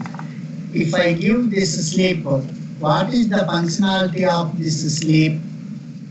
Just it will halt the program execution for specified amount of time.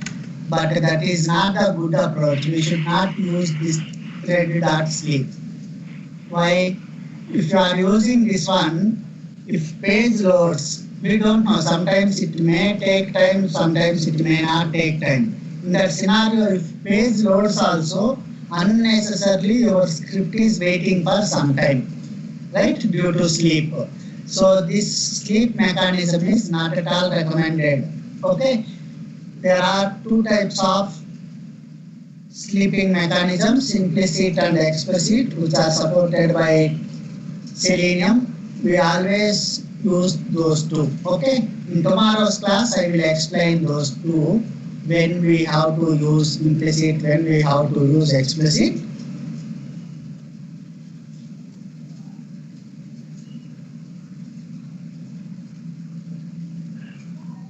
See here, sign in loaded, there I have given some weight.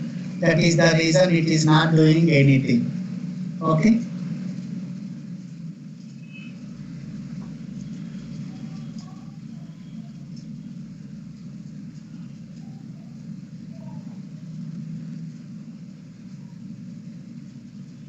Yeah. This time also it came means, see here, that is the problem with our XPath. Okay, we have given sufficient time, still we are getting error. Okay, it is telling like unable to find an element with input and whose name equal to email. Let me see that why is it failing. Okay, so here this is the one. If I right click and click on inspect, what is that field name and what are the values?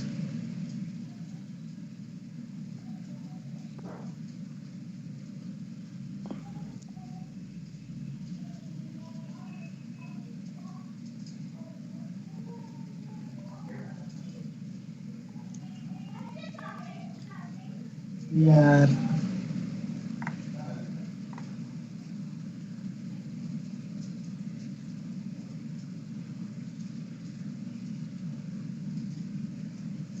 so name identifier.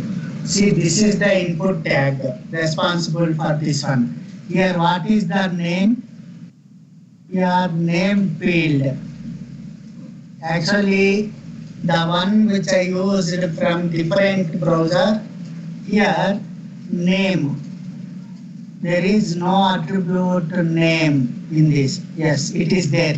Its value is identifier. Did you guys see here? Here, for this field, input field, where we enter email ID, for that corresponding tag is this one. Okay?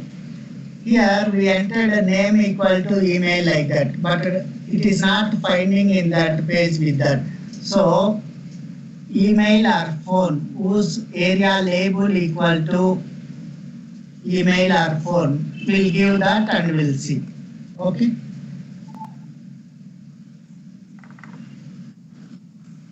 Area hyphen label.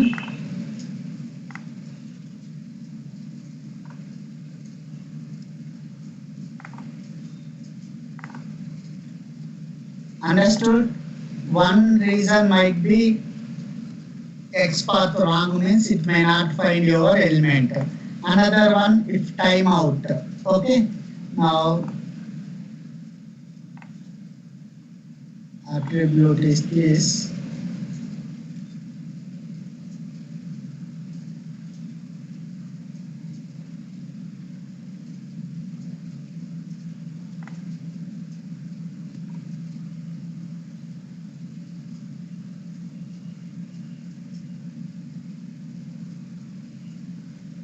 What is the attribute name? Area hyphen label. So I'm copying that also.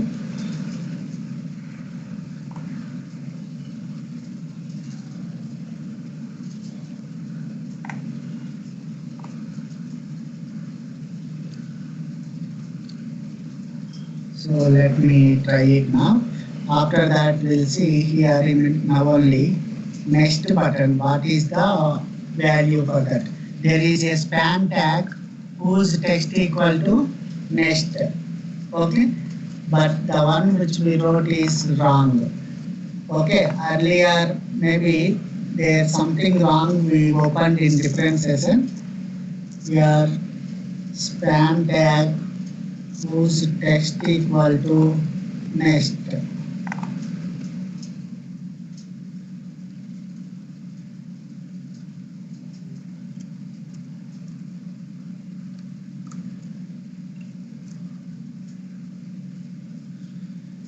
Okay, now it should go smooth.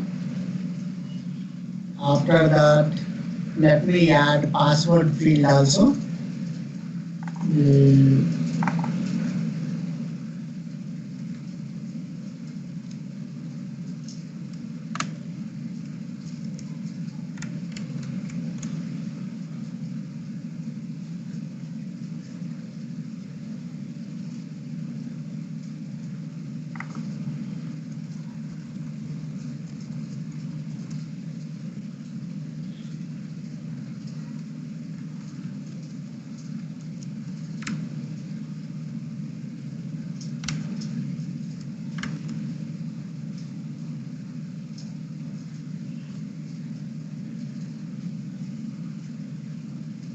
So password field, this is password field. Its corresponding one will identify. So whose area label is enter your password. Okay, we'll take that one and Venkat, in this case, right, will it change the form or something? The form name or something? which one? Now, now username, you enter, then next button is clicked, then the next, it's coming the password field in the same place, right? So, is there any, is it using any different form or something, or just giving this variable will be enough? Like, do we need to identify trace by, form name? No, I did not understand. Can you please repeat that? Because when I tried this flow, right, I go to the, I could run the script and it entered a username, then clicked on next also, but when it came here, it was stuck. So I was thinking that maybe it's a different form. No, same process only. Maybe Okay. it did not load by the time. You give some sleep, okay? But now you give thread.sleep, it will work, okay? Okay, fine. So same spam text next, that is same only. So what we can do is here.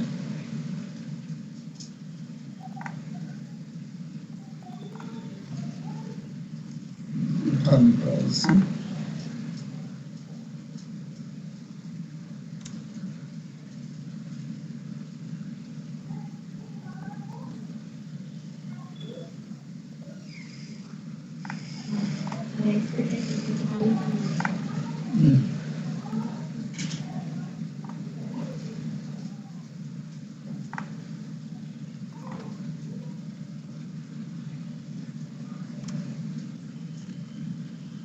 See here, this is password field.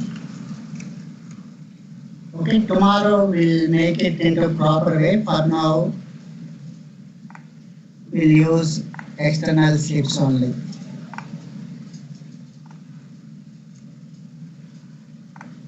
So here area label value is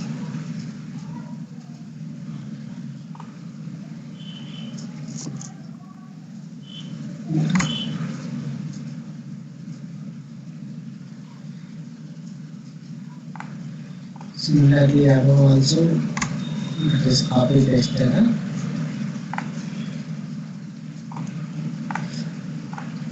So password.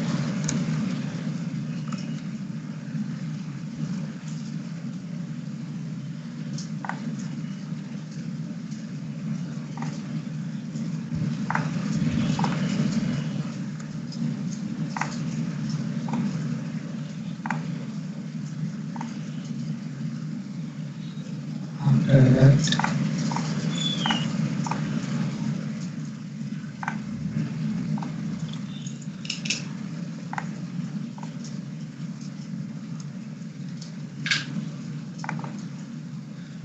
Okay. See here, just we identified the X path of, we corrected it. Okay. Email, that is the reason it was failing earlier. We added email ID and then we gave some sleep. After that, click on next and then enter the password. Okay. After that, again click on next. Okay. Now let me run it.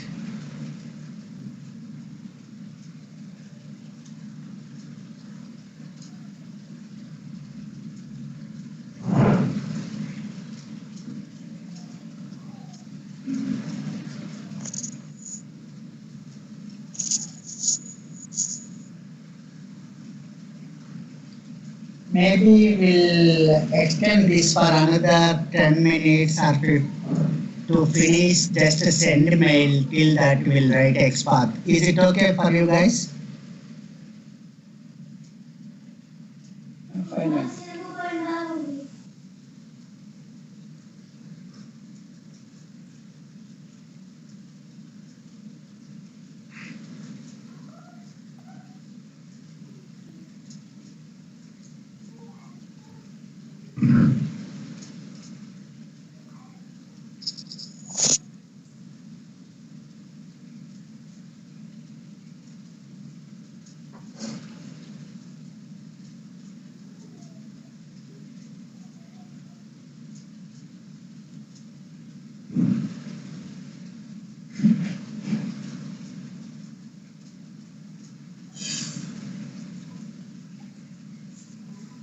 Robin, after sleep, did it work for you?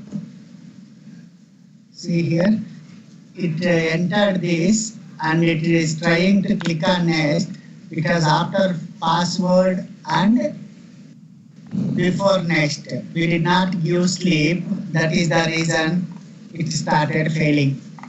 Okay. Yeah, I'm in the same issue now. Like again, I need to give the sleep, so I could go till here after giving the sleep. Okay. Yeah. See here, if you see, it will show message like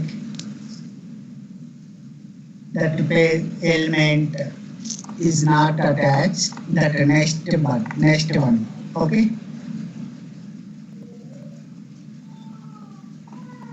Let me run it.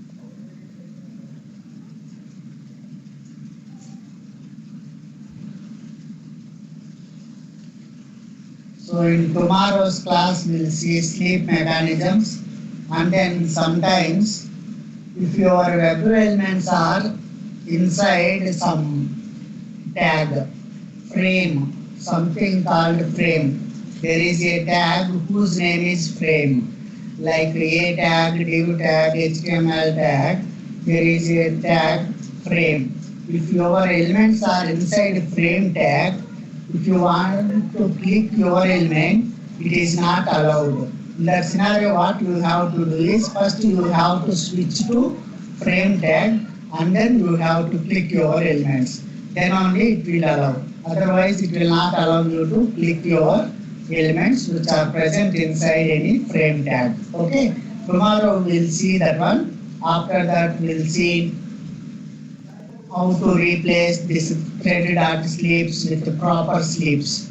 Because here, if you do thread.sleep, though page loads, it will simply wait, right?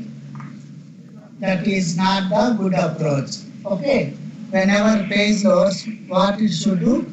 Immediately it should proceed. Okay. Tomorrow we'll write those kind of things and then we'll see how to handle multiple windows and all. Okay. Again it failed. Let me Check once. Venkat, I think the same next element won't work. The span text, you just cross check once. Okay, let me see that. This one, right? Here, let me.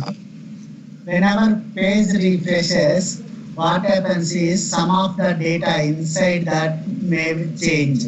Above one, if you are trying to use find element with this containing ID and all, okay, with that ID this time maybe element may not available. Okay, see here, it is showing contain. In that scenario, we'll get stale data exception or element not attached to web page, like that we'll get. Okay, here, but content span with the next, it is there. Is So yeah, so that worked. That worked in the sense for me, it came till password. After that, it was not going to the next button. So I created that new next element for the next. You know. Okay. Yeah. Then it Okay. worked. Yeah. With a Same different. thing you wrote second time, finding element also second time. Yeah, second time. Yes. So but I gave a different name for that reference variable. Like Okay. next one and next two, like that I gave. Then it But otherwise XPath and all is same. XPath is same. XPath is same. Yeah. Okay. Okay. Then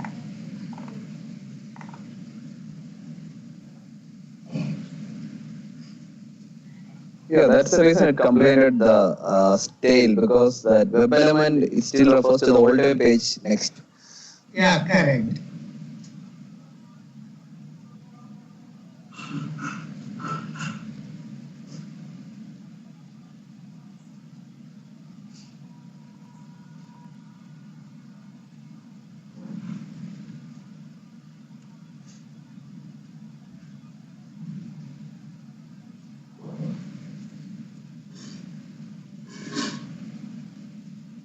So that next contains some info related to the web page before refresh.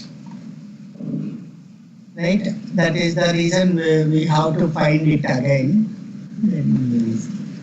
Yeah, some data inside that one got changed.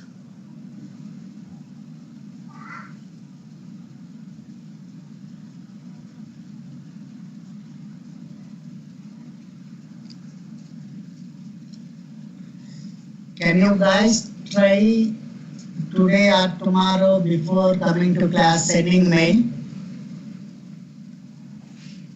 Composing that's what when I was coming in. If everybody can try something, obviously we will get some doubt also, so that we can clear out of that in the starting of the class and we can start it. till login. So other, yeah, till login. Here maybe some other again wait less time we give. Net due to net slow it is taking. Let me go more time and then I will run once. Till with this code it will log in successfully. You guys give some weights like sleep, okay, 3 dot sleep only, and then try to send a mail. No need to write anything in mail, just like I will show you manually. You can try. Just click on compose and then click on to list and write anybody's mail ID, okay, and then write only subject like something automation mail or something and then just click it, send it. No need to do anything, okay. Give your email ID.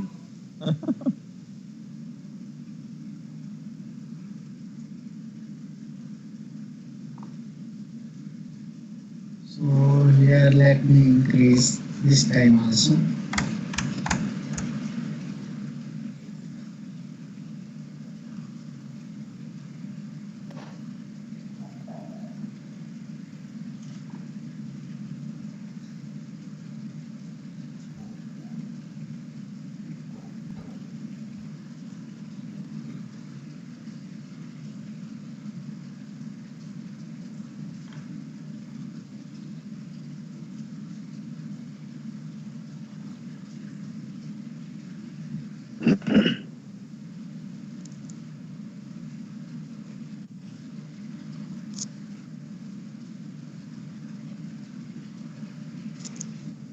So guys, is everyone understand that how to find and how to use that one? Okay. Any doubts in this?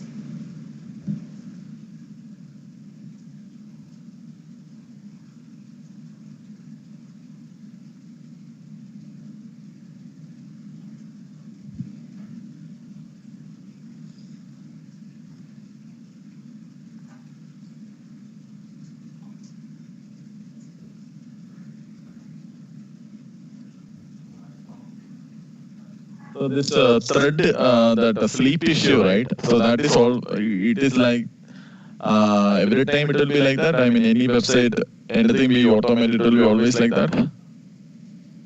Uh, The sleep you have to do. Yeah, Right? the sleep is one of the tricky thing which we always face when we automate. It all depends on the website which we automate. So there, if that each page rendering is relatively slow, means we have to play around with the sleeping mechanisms. So we have some sleeping mechanism, good sleeping mechanism available in the Jenkins as part of the library, which we will exercise tomorrow. But still, this is one of the thing which we need to do some trial and error. We have some polling mechanism, but still that if the sleep, whatever sleep which we give is not enough, then the code may not work every time. It all depends on how much fast each website is loading the page, rendering the each of the data. if you are going to use this thread.sleep, definitely will face problems. Okay? Yeah. If you are going So to use the Selenium supported one, we can avoid those. Okay? Yeah, so the Selenium supported sleep has some polling mechanism also involved. So due to that, it is better compared to thread sleep. So thread sleep is like just we are telling sleep for that much time. It won't do anything at that moment.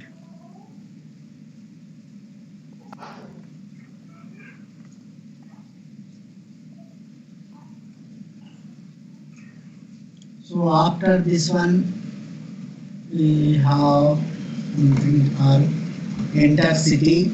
I think first time this one we created. That is the reason it is asking. Okay, you guys just try. Okay, using this one only try to send mails. Okay, so that we can see tomorrow.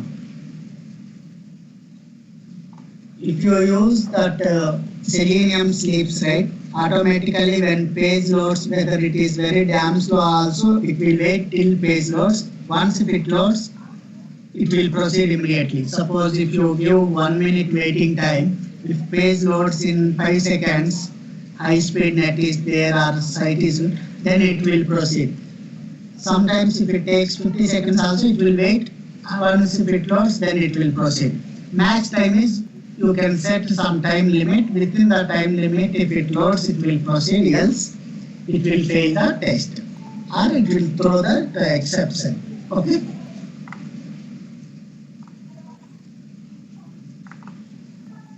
Okay, guys.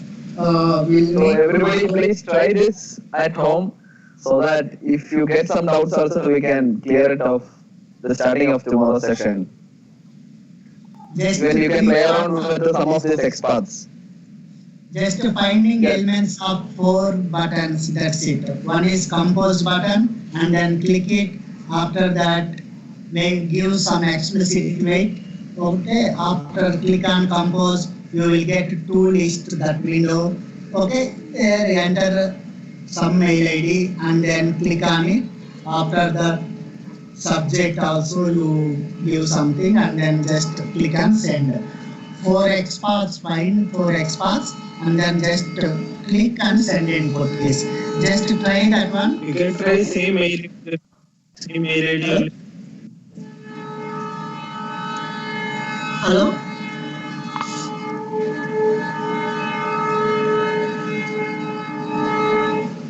Arun? No.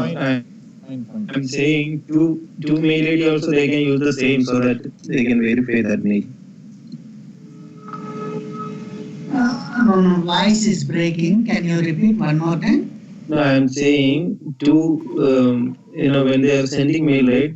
The two also they can use the same mail ID so that they can verify immediately.